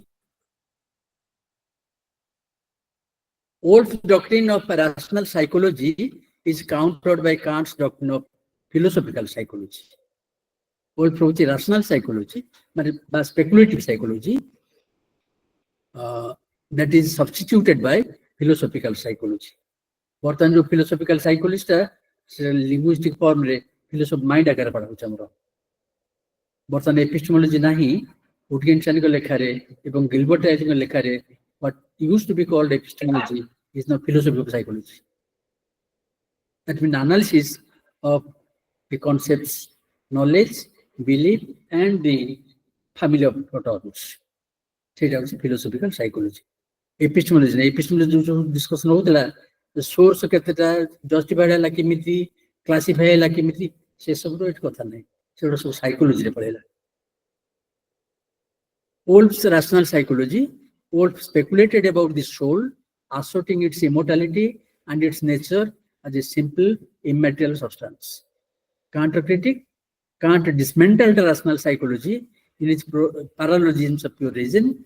He argued that claims about the soul's simplicity or immortality are based on a misuse of the a priori concept of the I, the transcendental unit of our perception.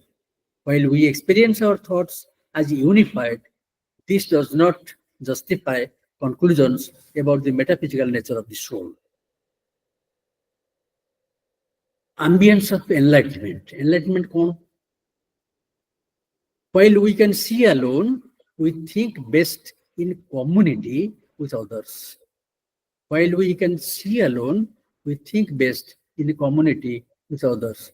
And this suggests a rather different way of talking about enlightenment. Berkeley उनका कथा कोई चले मन थी बेटा बहुत important कथा है. We think with the wise and talk with the vulgar. Vulgar and common men. We think with the wise men but talk with the vulgar, common men. Say हिसाब हमें इतना think करिबा गोटे close quarter रे, then that should be communicated to the mass. In Kant's critique of judgment, the phrase he has employed as the motto of enlightenment serves as the first of his three maxims of understanding.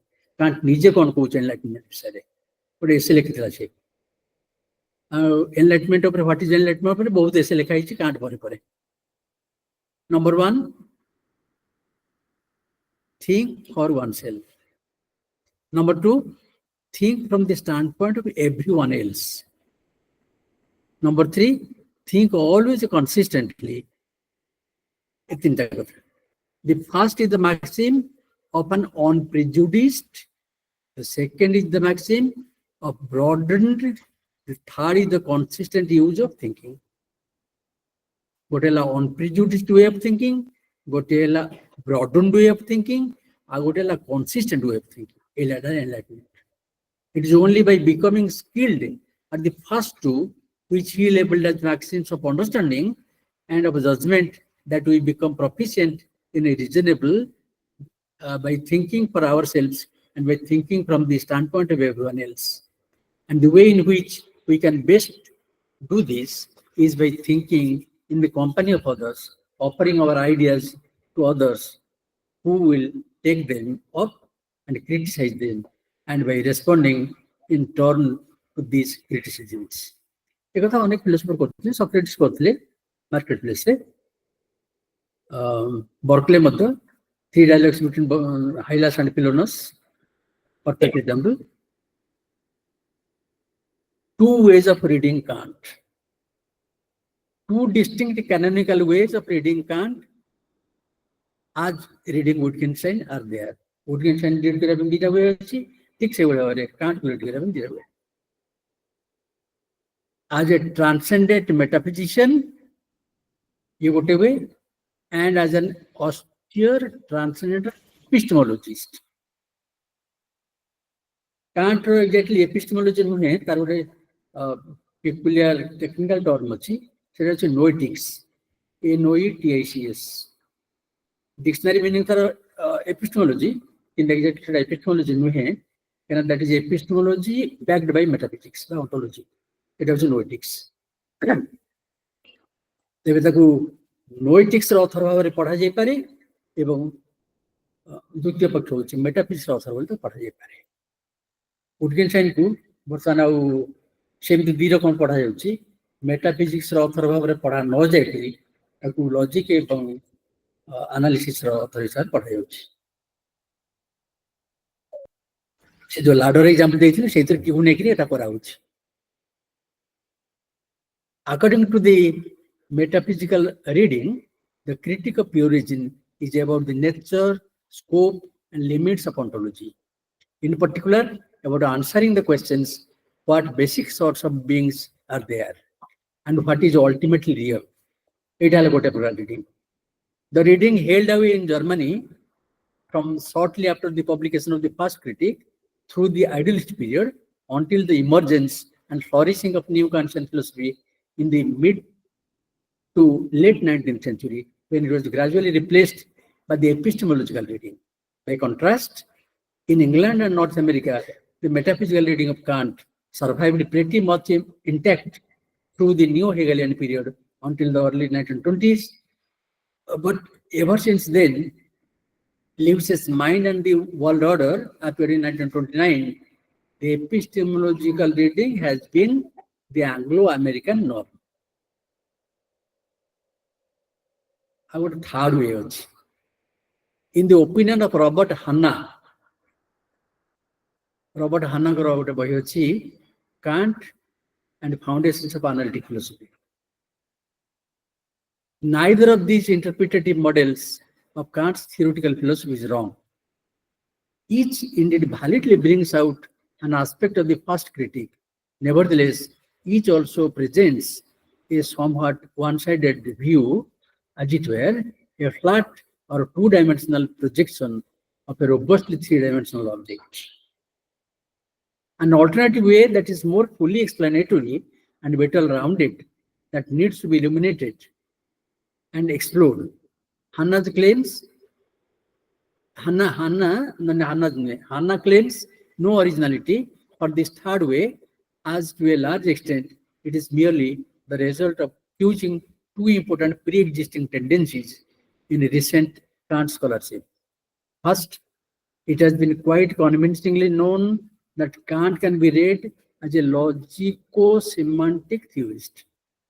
The logical set of emphasis kore am dekhaile, Woodkin and compare kori.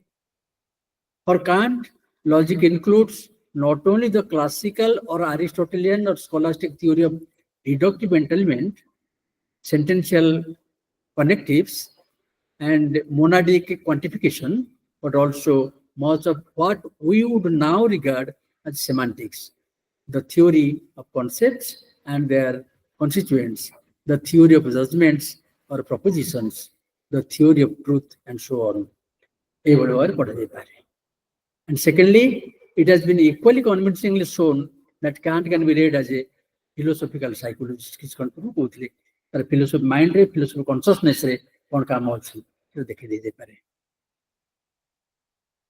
now we come to the 17th and 18th century rationalists. 17th and 18th century rationalists, especially Descartes and Leibniz,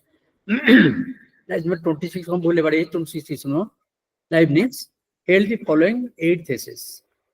Number 1, there exist two kinds of truths, necessary a priori truths of reason, including all logical, mathematical, and metaphysical truths, and contingent a posteriori truths of fact, truths about actual empirical states of affairs.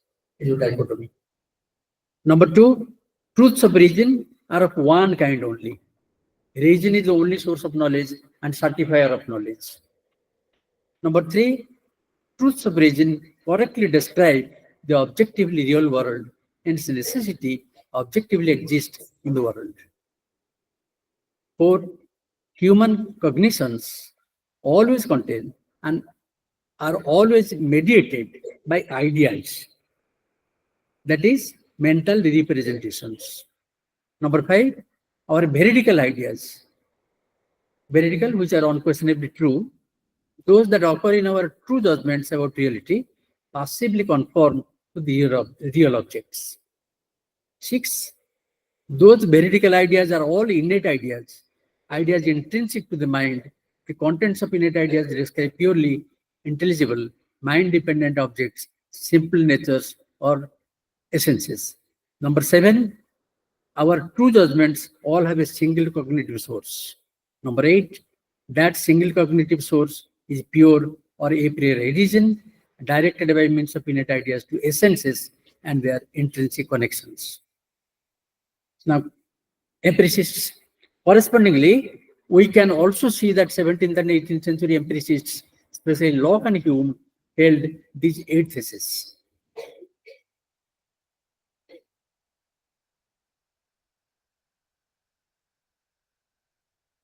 Muhurmuh parishusyate. Number 1, there exist two kinds of truths, necessary a priori truths of reason and contingent a posteriori truths of fact. Number 2, truths of reason are of one kind only. Number 3, truths of reason are trivial and not reality describing, in that they involve semantic connections based entirely on stipulative or merely verbal definitions. Number 4, human cognitions always contain and always are mediated by ideas, that is mental representations. Mental representations. Number 5, our veridical ideas, those that occur in our true judgments about reality, passively conform to the real object. Number 6, all ideas begin in and are derived from sense experience, in the sense that they either refer directly to actual inner or outer sensory impressions, or else are built up by means of repeated mental operations upon ideas of sensory impressions. Number 7, our true judgments all have a single cognitive source. Number 8, that single cognitive source is sensory or a posteriori experience. How do we situate Kant then? For these various dialectical moves, make Kant is given the identity of a mitigated rationalist. What this means is that Kant got a mitigated rationalist. Tamane is a defender of the claim that there are necessary truths, especially including substantive or world-directed necessary truths. Number 2, Kant is a defender of possibility of human a priori knowledge of necessary truths. Number 3, he is a salvager of ideology. এই হিসাবে সে মিটিগেটেড রাশনালিস্ট। যাকে মিটিগেটেড রাশনালিস্ট বলে কোয়া উচিত, তাকে মিটিগেটেড এম্পিরিস্ট বলে কইছি পারিবনি কি? কারণ টু কোন ট্রান্সেন্ডাল আইডিয়ালিস্ট, ট্রান্সেন্ডাল আইডিয়ালিস্ট যে ট্রান্সেন্ডাল আইডিয়ালিস্ট পারিবনি কি? So Kant's transcendental project, where precisely does Kant stand in relation to this debate? In agreement with the rationalists and empiricists alike, he accepts the distinction thesis and the representational mind thesis. Following the rationalists, he also accepts R3, the thesis of substantive and essentially world-directed necessary truth and the existence of objective necessity. And correspondingly, he rejects the empiricist thesis E3, the reduction of necessary truths to merely stipulative or verbal distinctions. Nevertheless, he also takes on board the empiricist E6, the rejection of innate ideas and the unrecognizability of essences, and thereby rejects the rationalist R6. But although he fully accepts the empiricist notion that all ideas begin in sensory experience of objects, he strongly rejects the empiricist reduction of all the content of human cognition to sensory experiences or mere constructions upon them. 8, since it is inconsistent with the recognizing substantive necessary truth and objective necessity.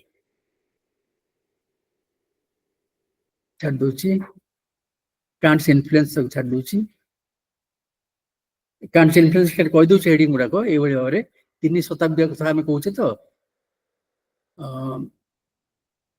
early reaction hela late 18th to early 19th century, German idealism and expansion, romantic and existential critics, mid 19th century critics, Schopenhauer's critique, materialist and empiricist challenges, positivism and empiricism. The late 19th century reactions, new Kantian revival, Nietzsche's critique, scientific developments, early 20th century reassessment and challenges, phenomenology, existentialism, logical positivism. Then mid 20th century, the role of Kant in science and ethics, relativity and physics, critics of universal morality, Marxist and critical theory. Late 20th century, Kant in the context of postmodernism, deconstruction, feminist critics, post-structuralism, new Kantian revivals and adaptations, new Kantian ethics and justice, analytic philosophy, this is most important, environmental ethics, also important. Kant's influence, philosophy science of metaphysics re kon kono, philosophy of mind এবং cognitive science re kono. Let us summarize. Kantian ethics is persistent debate about modern context. Persistent debates about its universality and relevance in modern contexts. Epistemology and metaphysics re challenges to Kant's assumptions like scientific, philosophical, social context, increasing critics, Eurocentrism, and abstraction from lived realities. Pillars weakened. Kant's philosophical edifice stands on three pillars: Aristotle's logic, Euclid's geometry, and Newton's physics. Kant supposed that these pillars would never ever hold and track. They did as knowledge progressed and old ideas were re-examined, some of them were abandoned, and new ideas were discovered. There came to be alternative logics, three-valued and many-valued logic by Jan Lukasiewicz, fuzzy logic by Lotfi, alternative geometries of Nikolai Lobachevsky and Bernard Ryan, physics, relativity, quantum physics pioneered by Niels Bohr, Louis de Broglie, Max Born, Werner Heisenberg, Pascal Jordan, Wolfgang Pauli, Erwin Schrödinger, and Paul Adrien Maurice Dirac.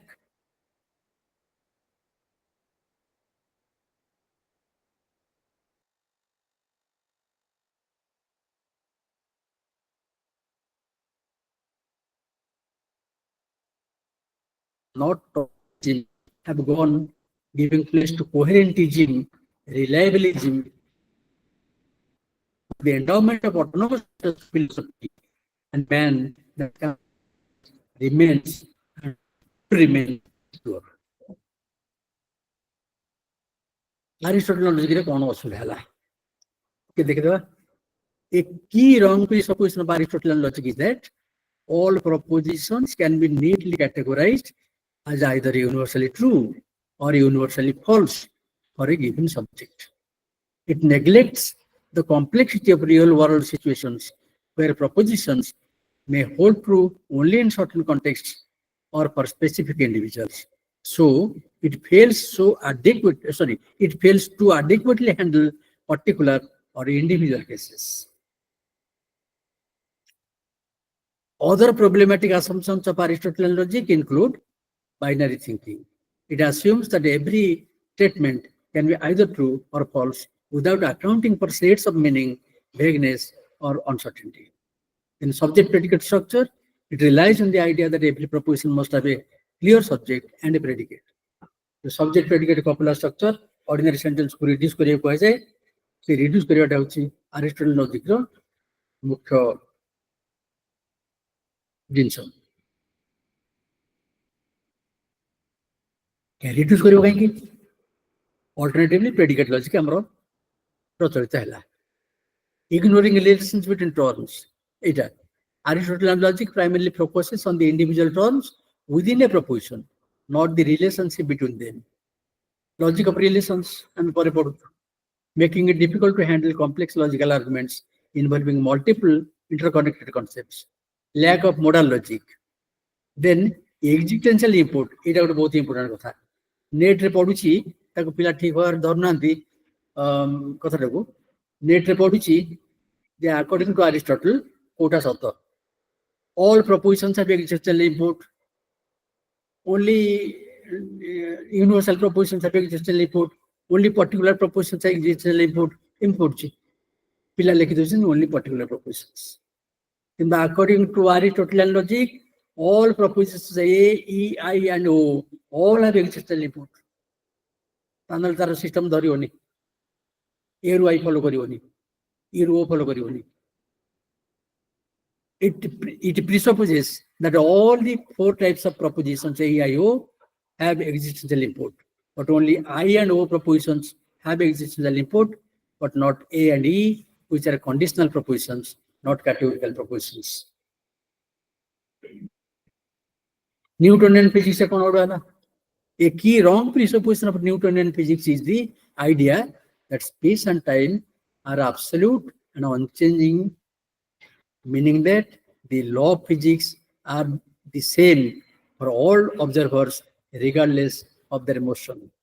This is contradicted by Einstein's theory of relativity, where space and time are intertwined and can be affected by gravity and high velocities. Newtonian physics fails to accurately describe phenomena at very high speeds or in extremely strong gravitational fields. Tapare our nane kotha achi instantaneous action at a distance, flat Euclidean geometry, no concept of space and time curvature. Euclidean geometry kon asubidha? Hilbert and others show that Euclid's axioms are incomplete and that further axioms are needed to prove the standard results rigorously. Euclidean geometry has some difficulties when applied to real-world problems. That's why idealized assumptions are Euclidean geometry is based on perfect points, lines, and planes which do not exist in the real world. For example, real-world surfaces are rarely perfectly flat, and lines can never be infinitely thin. Point definition है point has existence but non-dimension. पृथ्वी रे खोजिले कोटो गोटे point मिलियो परा कोटो गोटे straight line मिलियो परा तार straight line है the shortest distance between 2 points. Point तो नहीं straight line टा कोट मिलियो जदि गोटे straight line टणा जीवो ताले पृथ्वी भीतर गात करिकि टणा जीवो कारण पृथ्वी रो surface टाइम दिया straight line इमिति होबो नहीं एमति होबो Euclidean geometry अनुसार reality छाड़ी होउछि से limitation in curvature spaces, तापर measurement error हो सेतपई scale limitations होउछि computational complexity रहउछि rigid structure एवं transformations रहउछि सेतपई सेथि आसला alternative geometry जा कहले Lobachevsky एवं Riemann. Lobachevsky geometry अनुसार the three internal angles of a triangle are less than 2 right angles. Riemann geometry अनुसार the three internal angles, the sum of the three internal angles of a triangle are more than 2 right angles. Euclid is just 2 right angles. This is already depend on alternate geometry. Takar Madhya use अछि तेनकरी एई तीनटा Aristotelian logic, Newtonian physics एवं Euclidean geometry ए तीन final कथा कहि दैछन्ती ताको आमी unify कर देला हम पूरी सर्वकाल जोई हि जीवो से पर जमारु न एटी केतो टेक्निकल टर्म डिस्कशन हेतिला जिंति डिफरेंशिएशन मेटेरियल फॉर्मल ट्रांसेंडेंटल ताको ओमिट कर दिउछि आशा कांट मोरल फिलोसफी को जो विषय रे हमरो दी जण विशेष अतिथि डिस्कशन करथिले. Kant's moral philosophy is one of the most influential ethical systems in Western thought. It is rooted in the idea of duty and is known as deontological ethics, which emphasizes the inherent rightness or wrongness of actions rather than their consequences. Kant's moral philosophy is a profound and enduring contribution to ethics. By emphasizing duty, who is that? Namaskar.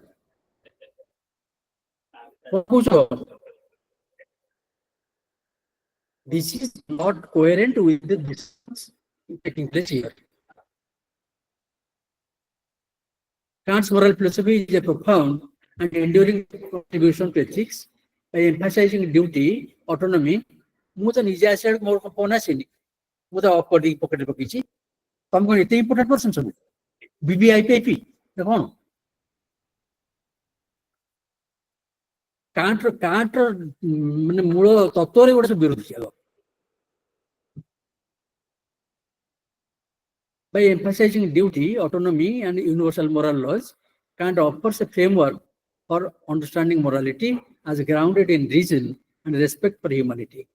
While it faces critics for its rigidity and abstraction, Kantian ethics remains a cornerstone of moral philosophy and continues to inspire debate and development in contemporary thought. The categorical imperative is the central principle of Kant's moral philosophy. It is a universal moral law that applies to all rational beings and is not contingent on personal desires or goals. Formulation of the categorical imperative. Kant provided several formulations of the categorical imperative, which are different ways of expressing the same fundamental idea. The formula of humanity as an end, it is very important. Act in such a way that you treat humanity, whether in your own person or in the person of another, always at the same time as an end, never merely as a means. এই গোটাক এই যুগরে জমারু হউনি human beings are being used as instruments.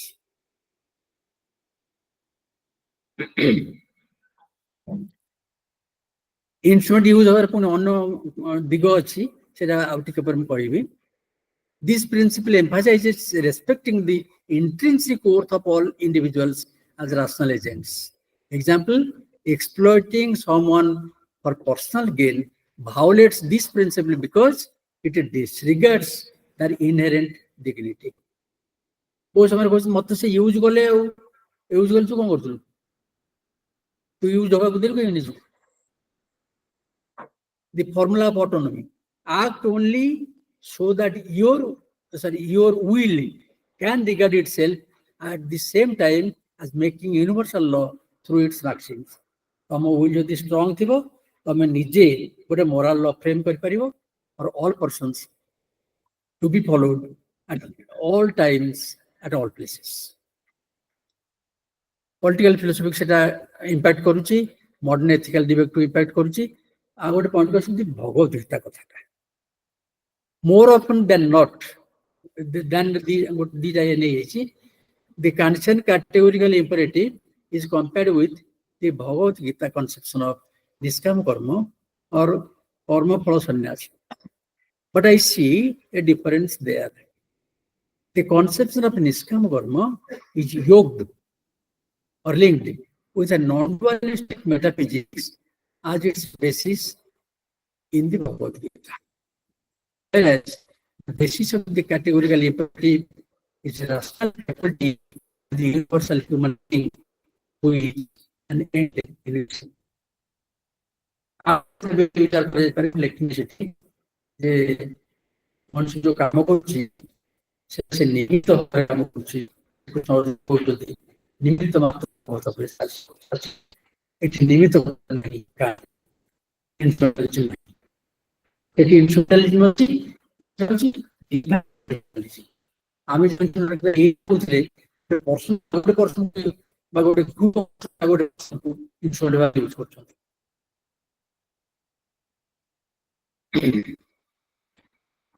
ତାଙ୍କର philosophical success ଜନ୍ Rolls କେତେକ ଜନ୍ Rolls ଉପରେ କାମ କରୁଛନ୍ତି. କାଣ୍ଟଙ୍କର success ହିସାବରେ ରଲ୍ସଙ୍କୁ ନିଆଯାଇଛି. ଯେଉଁମାନେ କାମ କରୁଛନ୍ତି କେମିତି କରୁଛନ୍ତି ମୁଁ ଜାଣିନି ଠିକ ଭାବରେ. ଇଏ କରିଛି ବୋଧେ ଆମର କଣ ସମ୍ବଲପୁରର କଣ ତ ନା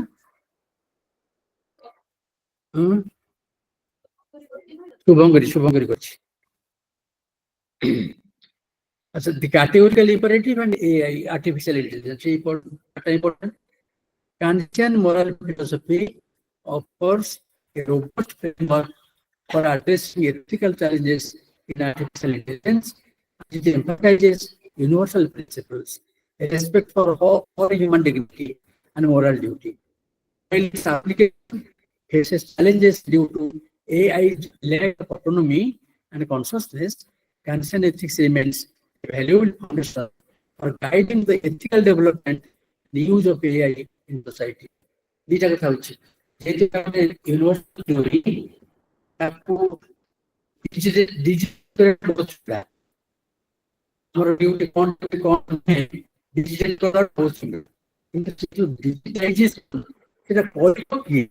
ଯିଏ କରିବ ତାର କନସିୟସନେସ୍ ଅଛି, ତାର decision making power ଅଛି, এই কথাটা আসিব. So it behoves us to digitize the ethical aspect of man, but it cannot be done in that way. ସାରିବା ପାଇଁ ଯାଉଛେ ଧୀରେ ଧୀରେ, ଆଉ ଅଳ୍ପ ଟିକେ ଅଛି. ବର୍ତ୍ତମାନ ଯେତିକି ଡେରି କରିବି ନେକ୍ସଟ ସେସନ ଯାହାକୁ ମତେ ହେଇଛି ସେ ପୁଣି ସେତିକି ଡେରି ହବ. ମତେ କଷଣ ଦେବା ପାଇଁ ଉପସ୍ଥିତ ହେବି. The fighter of dogmatism is dogmatic inside. The most philosophy to the general public at large, which derives its ideas of philosophy from them. Kant's philosophy has not only been terra incognita, that is on explored territory, but the very antipodes of what it really is. Mr. Watson, in his instructive work and his English critics, is perfectly right when he says that till very lately, Kant was regarded as a united a priori philosopher of the dogmatic type, afflicted with the hallucination that the most important part of our knowledge consists of innate ideas lying in the basis of consciousness and being capable of being brought to light by pure introspection. ତାକୁ କାଣ୍ଟର innate idea କଥା ଅଛି ବୋଲି କୁହାଯାଉଛି, actually ମଣିଷର innate idea ଅଛି କି ତାର ଗୋଟେ innate structure ଅଛି, ସେ ବିଷୟରେ contemporary debate ଅଛି. ଯଦି ତାକୁ assign କରାଯାଇ ପାରିବ କୌଣସି innateness, ସେଟା innate structure, innate idea ସେ କେବେ entertain କରୁନାହିଁ. innate structure ସେଟା କିନ୍ତୁ subjective ନୁହଁ, psychological ନୁହଁ, ସେଟା ଯୋଉଟା the entire humanity କି belong କରୁଛି, that is objective very much and that is not psychological. Even though the posterity of Kant judges the fighter of dogmatism a dogmatic, we have reason to be happy that they consider Kant worthy to be revisited, reassessed for continuing the march of philosophical wisdom and the spiritual progress of mankind. Synthetic a priori, ସେଟା କହିଥିଲି ଅଛି ଆଇଲ୍ୟାଣ୍ଡରେ Kant କହୁଛନ୍ତି, now to cognize something a priori means to cognize it from its mere possibility. But the possibility of determinate natural things cannot be cognized from their mere concepts. For from these, the possibility of the thought that it does not contradict itself can certainly be cognized, but not the possibility of this object as a natural thinking that can be given outside the thought as existing. Wittgenstein कौन कहते हैं?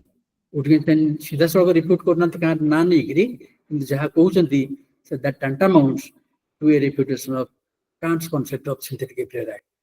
Tractate 3.05, a priori knowledge that a thought was true would be possible only if its truth were recognizable from the thought itself, without anything to compare it with.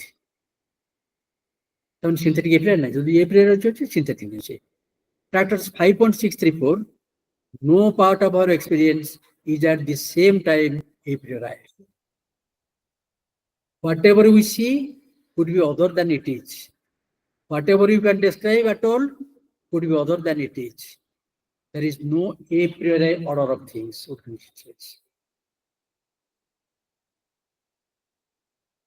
Now,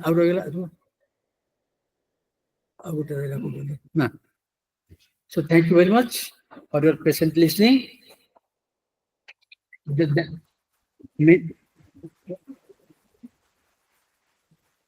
Some things are said, many things are unsaid.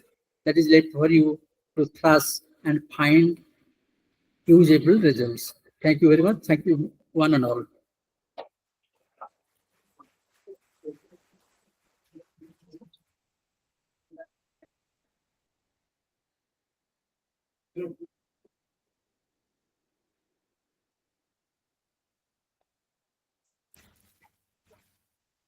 Thank you, sir. Thank you so much. Now, I would like to request Sri Francis Balla, sir, for propose a formal vote of thanks.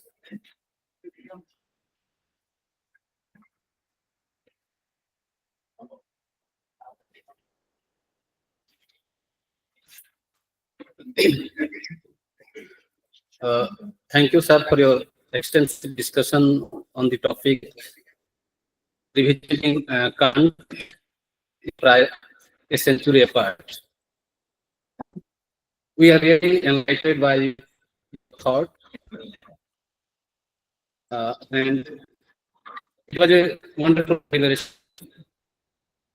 We thank for that.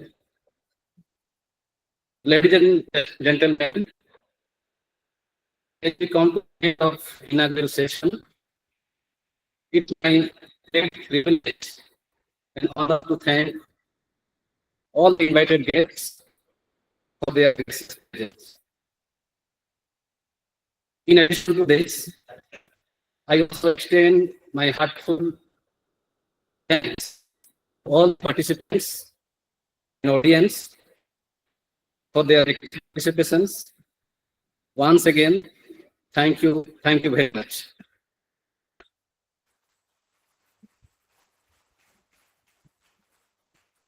Now, the inaugural session is over. So, before moving to the first academic session, let me introduce the speakers of the first academic session. The speakers are Professor Tapan Kumar De, Vidyasagar University, and Dr. Bharat Malakkar, Masiadal Girls College, West Bengal.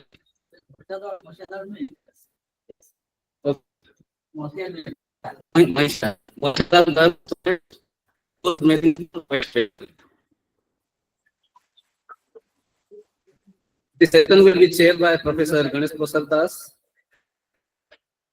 So, may I now request Professor Ganesh Prasad Das to chair the session. Thank you. Thank you.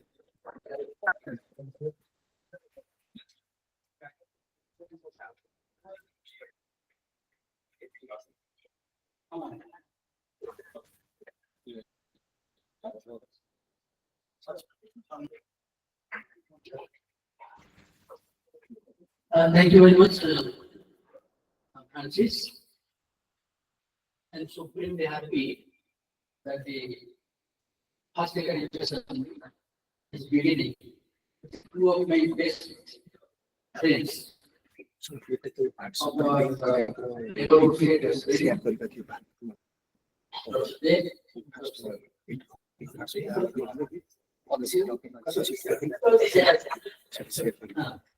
And Malakkar.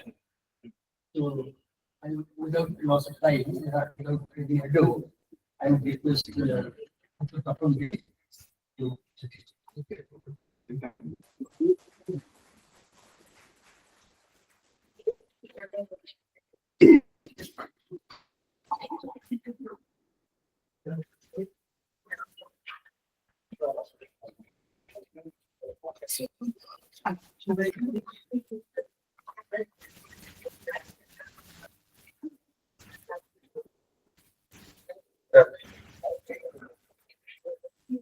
Thank you, Chairperson, Sir Professor Das.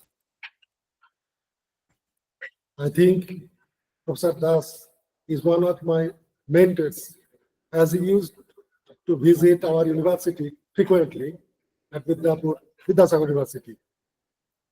My co-speaker, Dr. Malakkar, the participants, teachers, scholars, and others. Today, in this session, I shall speak on Kant on the concept of will, a reflection. Kant on the concept of will, a reflection, a very small part of Kantian moral philosophy will be presented in this lecture. The concept of will in Kantian moral philosophy. Sir, can you tell me how much time can I get to present myself? It is very much important. at the end of this session, Yeah, we have 50 minutes at our disposal. 2020. Courses are there from the same length. How much you will ready? 2020. T20. So, in this mode of T20, I shall present myself. Kantian moral philosophy is a peculiar and complex concept, that is will. I can start my discussion pointing out the famous statement of Kant made in Critique of Practical Reason. There he says, the thing is strange enough and has no parallel in the remainder of practical knowledge. That means the concept of will is a strange one that appears to Kant as a strange. The nature and function of will, that is human will. Here, the will indicates the human will, prove the truth of the above statement. The strangeness of human will is one of the important attractions of Kant's moral philosophy. Human will, in one hand, is the generator of one ultimate action guiding principle to be followed by agents to act morally, and on the other, it binds itself with the generated law and follows its comments at the time of doing actions. This is the dual function played by will. According to Kant, human will understands the moral law it has authored as holding not only for itself but universally. The observation here is very much clear. The strange activity of this strange thing is strange for many reasons. It is free in a determined world. It subjects itself to itself, despite the seeming paradox of this. In the end, and strongest of all, the will that authors and can binds itself to moral law is itself what matters most, is itself the aim of morality. So, there is no doubt about the strangeness of will. Human will plays different roles simultaneously. The generator of guiding principle ultimately becomes the aim of morality. In this way, the concept of will as free will, the free will to provide solid base for the moral philosophy of life. Will, that is human will, that is free human will, provides the basis of Kantian morality. The German term will is translated as will. In Kantian moral philosophy, it is used as an umbrella term to include different senses. Generally, the entire faculty of desire is included under this term. The concept of will to, the ability of choice, and other moral concepts are also included. In metaphysics of morals, Kant relates will and will to. Will can and ultimately should make itself its own end. That is, will can make its own free irrational activity, the ultimate action guiding end of will itself. The free will, irrational will, is the only end, only compatible with complete freedom. On the other hand, the concept of will to indicates the action of choice, not only desire, the action of choice. I will take this point later on. So, we find that will is a kind of a desiring faculty, seeking the realization of ends, striving to make ideas realities, and doing so because it takes doing this to be good. Desiring and striving and wanting is irrational. It is faculty both responsive to and productive of reasoning or acting. There is a reason. According to Kant, reason has a practical function of the understanding. So obviously, there is a deep relation between the concept of will and reason. At the time, relation between reason and will, Kant is preparing a way for a new definition of will itself, along with all the moral consequences to be drawn.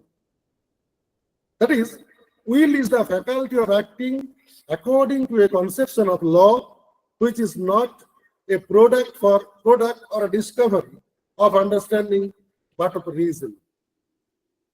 According to Kant, will is a kind of causality of living beings insofar as they are rational.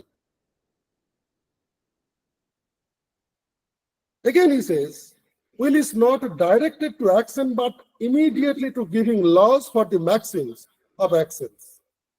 Here, will plays the double role. On the one hand, it provides a rational guidance for action, and on the other hand, it chooses and imitates action.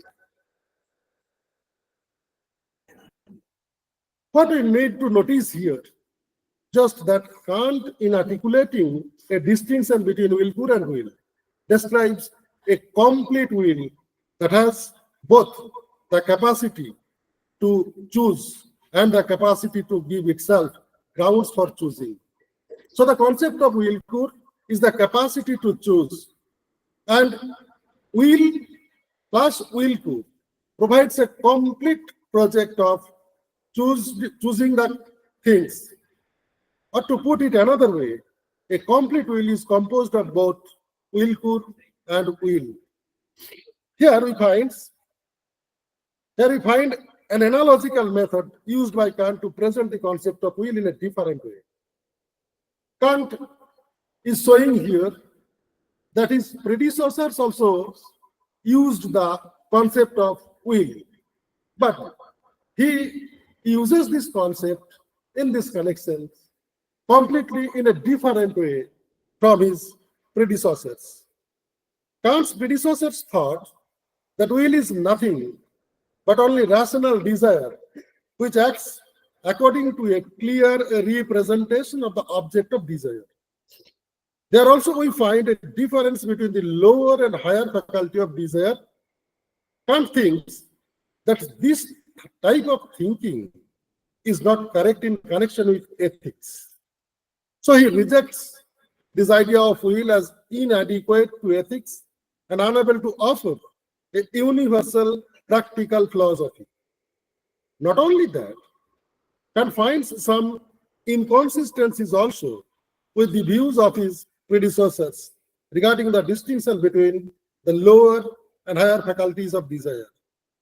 So, at the time of explaining the relation between will and practical reason, Kant clearly demanded that theoretical reason or pure reason can be transformed to practical reason. Kant's predecessors Locke thinks that human will is always determined either by nature or by reason. It can never be free one. To him, the concept of free will is nothing but a nonsensical phase. To him, wills are also always determined by something other than will itself. So they are not free. But Kant thinks that wills are determined by will itself. It can never be determined by laws of nature or by the laws of reason. So, to Kant, a will can become a free will. In this way, Kant finally establishes the thought that will and practical reason are identical. L.W. Beck, one of the Kantian scholars, finds some problems regarding this matter. According to him, identifying will with practical reason, Kant actually offers a vague situation.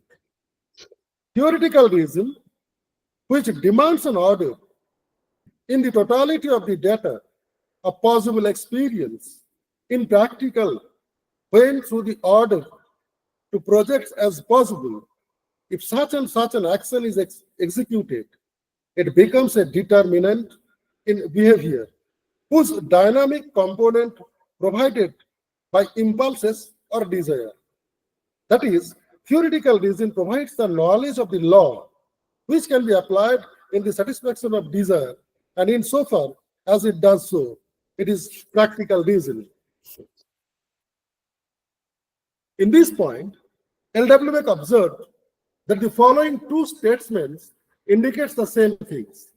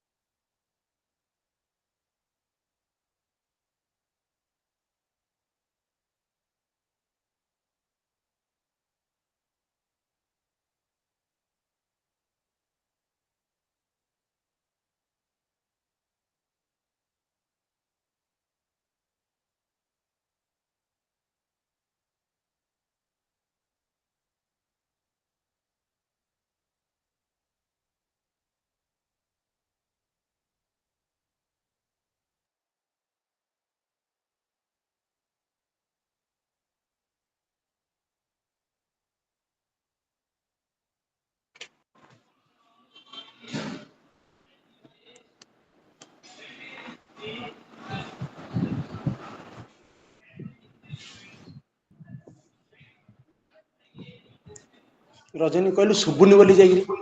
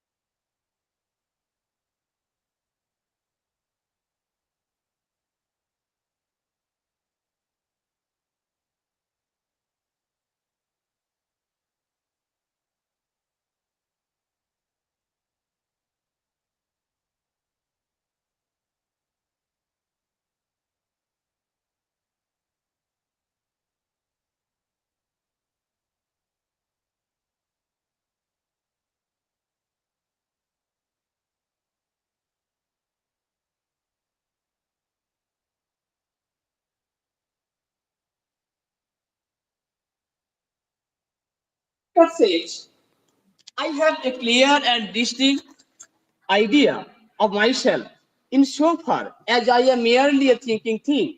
In other words, I try to express myself as a totality of my consciousness will be necessarily unified.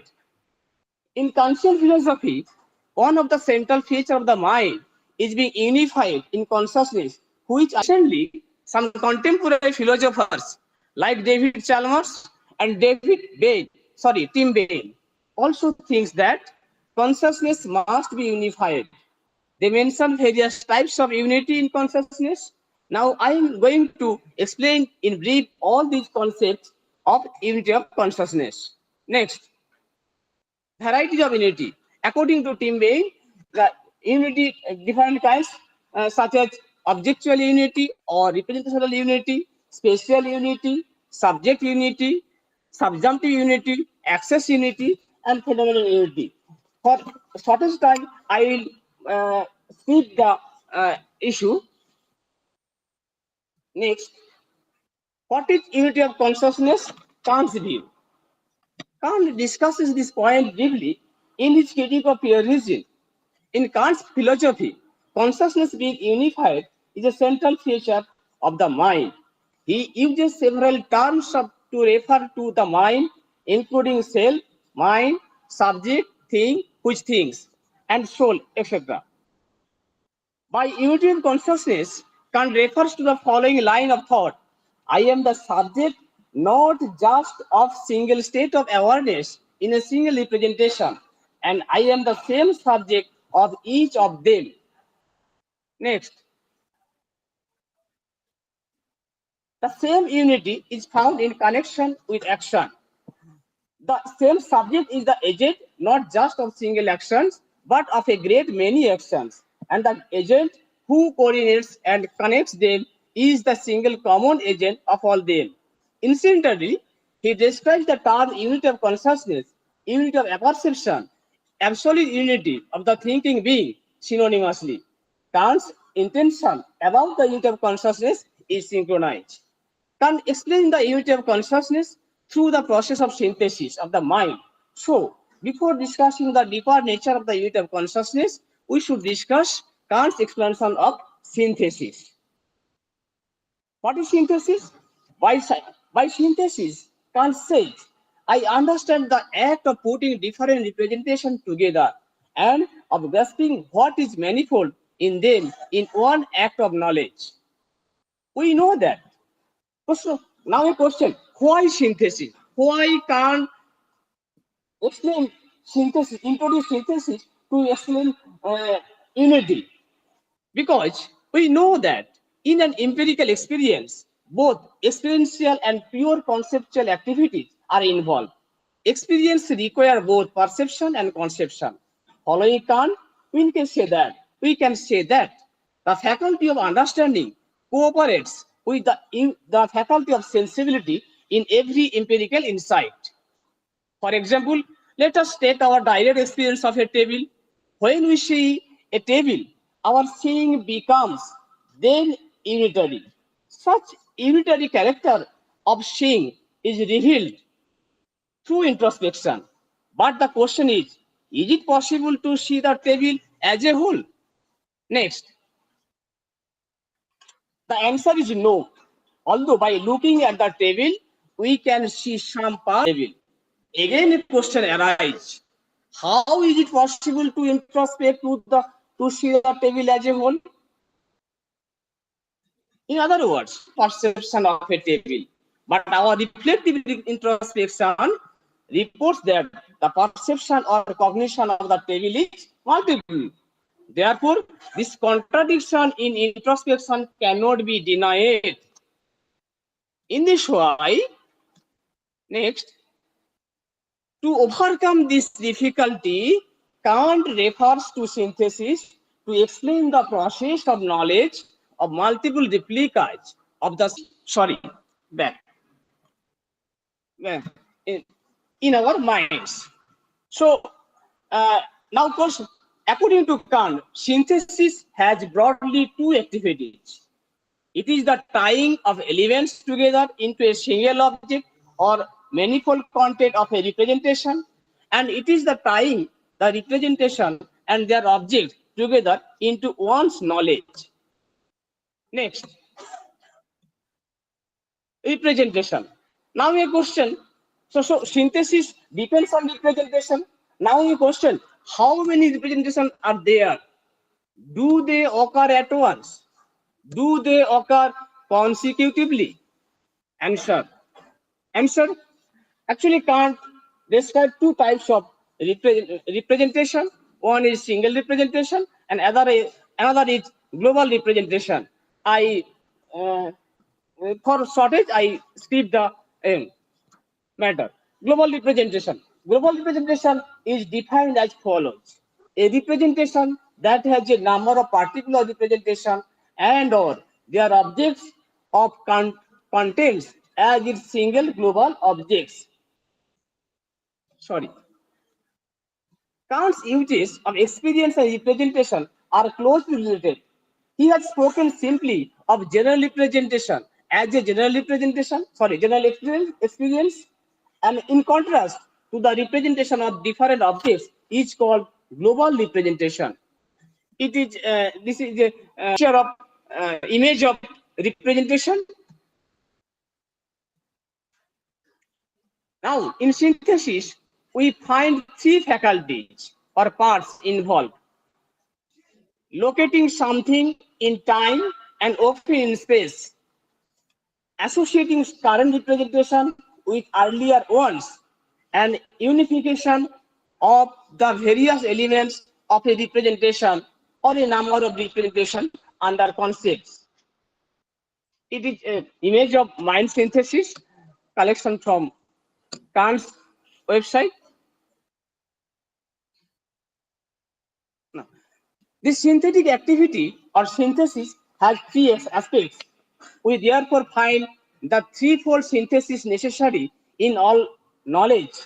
Its aspects are synthesis of simple apprehension in intuition, synthesis of reproduction in imagination, and synthesis of recognition in a concept.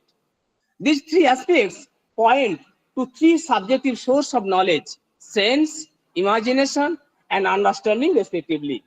Notably, intuition plays an important role in the process of synthesis discussed by Kant.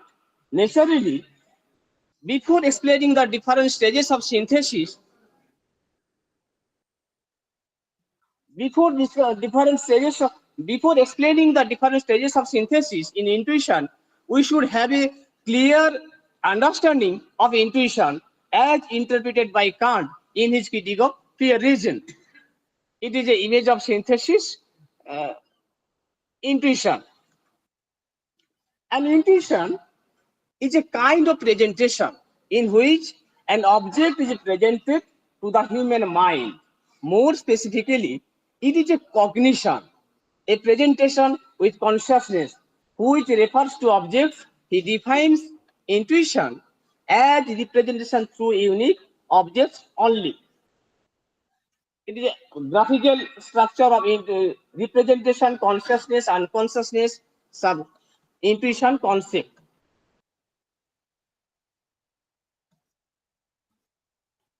So Kant says intuition and concept constitute, therefore, the elements of all our knowledge, so that neither concept without an intuition in some way corresponding to them, nor intuition without concepts can yield knowledge. So, without unnecessary complications, we can say that first, we apprehend the given manifold of sense, and second, reproduce it in imagination, and finally, recognize or judge it by the way of concept. Synthesis of simple apprehension in intuition. The synthesis of apprehension is more shallow than other two. It may mislead us because at the level of intuition, the synthesis question does not arise. However, what Kant means is our mind apprehends sensation together. They get the manifold and hold it in unity. Such apprehension then becomes synthetic rather than an act. It is concerned with intuition. The latter gives us the manifold sensation or sense impression, and synthesis takes those impressions into empirical consciousness. Such synthesis plays a role a priori insofar as non-empirical representations are concerned. Those representations by either of space or of time are given a priori to us through the synthesis of the manifold presented by sensibility. At this time, the sensibility becomes pure. Next, synthesis of reproduction in imagination. The synthesis of reproduction is the second stage of the threefold synthesis of mental activity about the object in our experience. In such an experience, we have to keep before our minds the things of the past and the things of the present. This may seem to involve the issue of memory, because memory is the power to reproduce past experience or ideas from the imagination. This power is the counterpart of matter, even though that matter does not reside in our intuition. Next, Kant wants to say from an epistemological point of view that the very synthetic activity of the mind fails if there is no reproduction or recollection of past experience or representation. In that case, we must have a new representation at each moment, which is different from the previous one. So, without reproduction, it is never possible to be aware of the space and time, because the two are made of parts that come to us one after the other. The synthesis of the reproduction of time in inseparable connection with the synthesis of apprehension is a necessary condition of all knowledge, and as such is pure. Next, synthesis of recognition in a concept. The synthesis of recognition into a concept is the last fold of the unity of the mind's synthetic activity. Synthesis is a function of bringing together concepts that belonging to understanding. We can mention at least three Kant's four types of concept that he identified as categories: concept of number, quality, and example. I skip the matter for time. Next. Thus, according to Kant, the act of calculation is associated with the. I just take an example of calculation, and then the act of calculation is associated with the reproduction of units in the imagination. Recognizing 20 units as a part of units as we counted. Adding units to these units products the total number. Just I explain the example of Kant's. So now, these three acts of synthetic activity of the mind are necessary for cognition of an object. The synthesis status at the apprehension level is both empirical and a priori. It is empirical when it applies to, again it is a priori when it applies to a priori data, space and time, in which the object we perceive is given. Next, secondly, imagination in representation, our experience is important because it is reproductive. I can discuss briefly. Second. Next. Kant's unity of consciousness again. So, after explaining the concept of synthesis, Kant unity of consciousness, we return our main topic, the Kant's unity of consciousness. So, we have already two types of unity are necessary for experience to become a single coherent group. Thus, experience must have a single common subject, and the consciousness that this subject has a represented object, and our representation must be unified. By unity of consciousness, following mind, I am conscious not only a single experience, but of a great many experiences at the same time. Can provide an definition, unit of consciousness, then skip. Kant gives the following. For framework, Kant gives us the following framework of his theory. For experience to be possible, sensibility, imagination, and understanding must all work together. The framework of concept within which the understanding and imagination perform their acts of synthesis on the material sensibility. Next, what exactly is this unity Kant mentioned? Kant exactly mentions the unity of synchronic unity. Synchronic unity, rather than diachronic. Andrew Brook, in his book, Kant and the Mind, identifies at last three special features of synthetic unity. Kant's concept of synthetic is precondition. Second, the oneness of symbol to a number of particular representation or integration of skills. Next, some objection against and possible response. There are various objections against Kant's unity of consciousness. One of them, P-teacher objects that Kant's unity of consciousness more diachronic rather than synchronic. Second, Timbale. Though Timbale and Kant also agree with synchronic unity, but there are difference. They have basic difference. Next. Third, unity criticize the sensibility first objection. Fourth, Dennett in his multiple draft models of consciousness also criticize the unity of consciousness. Fifth, another putative example of the breakdown of unity from developmental psychology. Various discussion already have. Sixth, memories, Marquis, Dave, Sugar, the students of Antonia, all our objection comes from experimental psychology. Conclusion, although many objections have been raised against Kant's view of synchronic unity, it cannot be denied the concept of the synchronic unity plays a central role in explaining the unity of consciousness.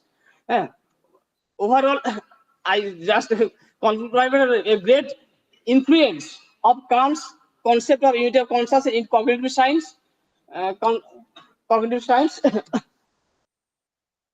He developed a distinctive from a inference to the base expression to the study of mind. I skip the. In sum, though Kant has had a huge influence on cognitive science, not only has his work not been suppressed, superseded by cognitive science, some of his most distinctive contributions have not yet been assimilated by it. Thank you, sir.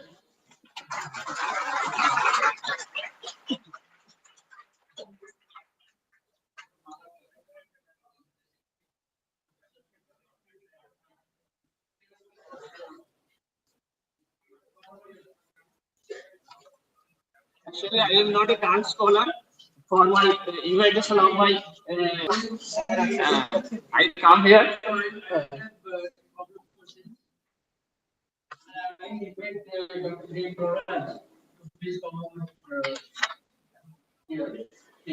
There are a huge discussion about user consciousness Kant.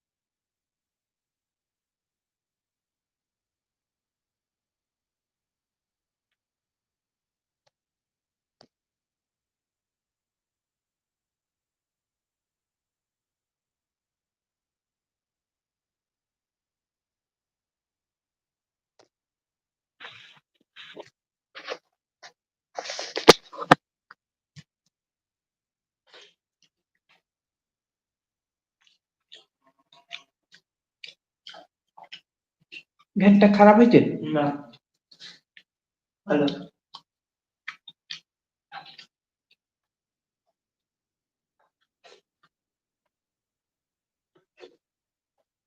ঝোলটা বেশি হয়ে গেল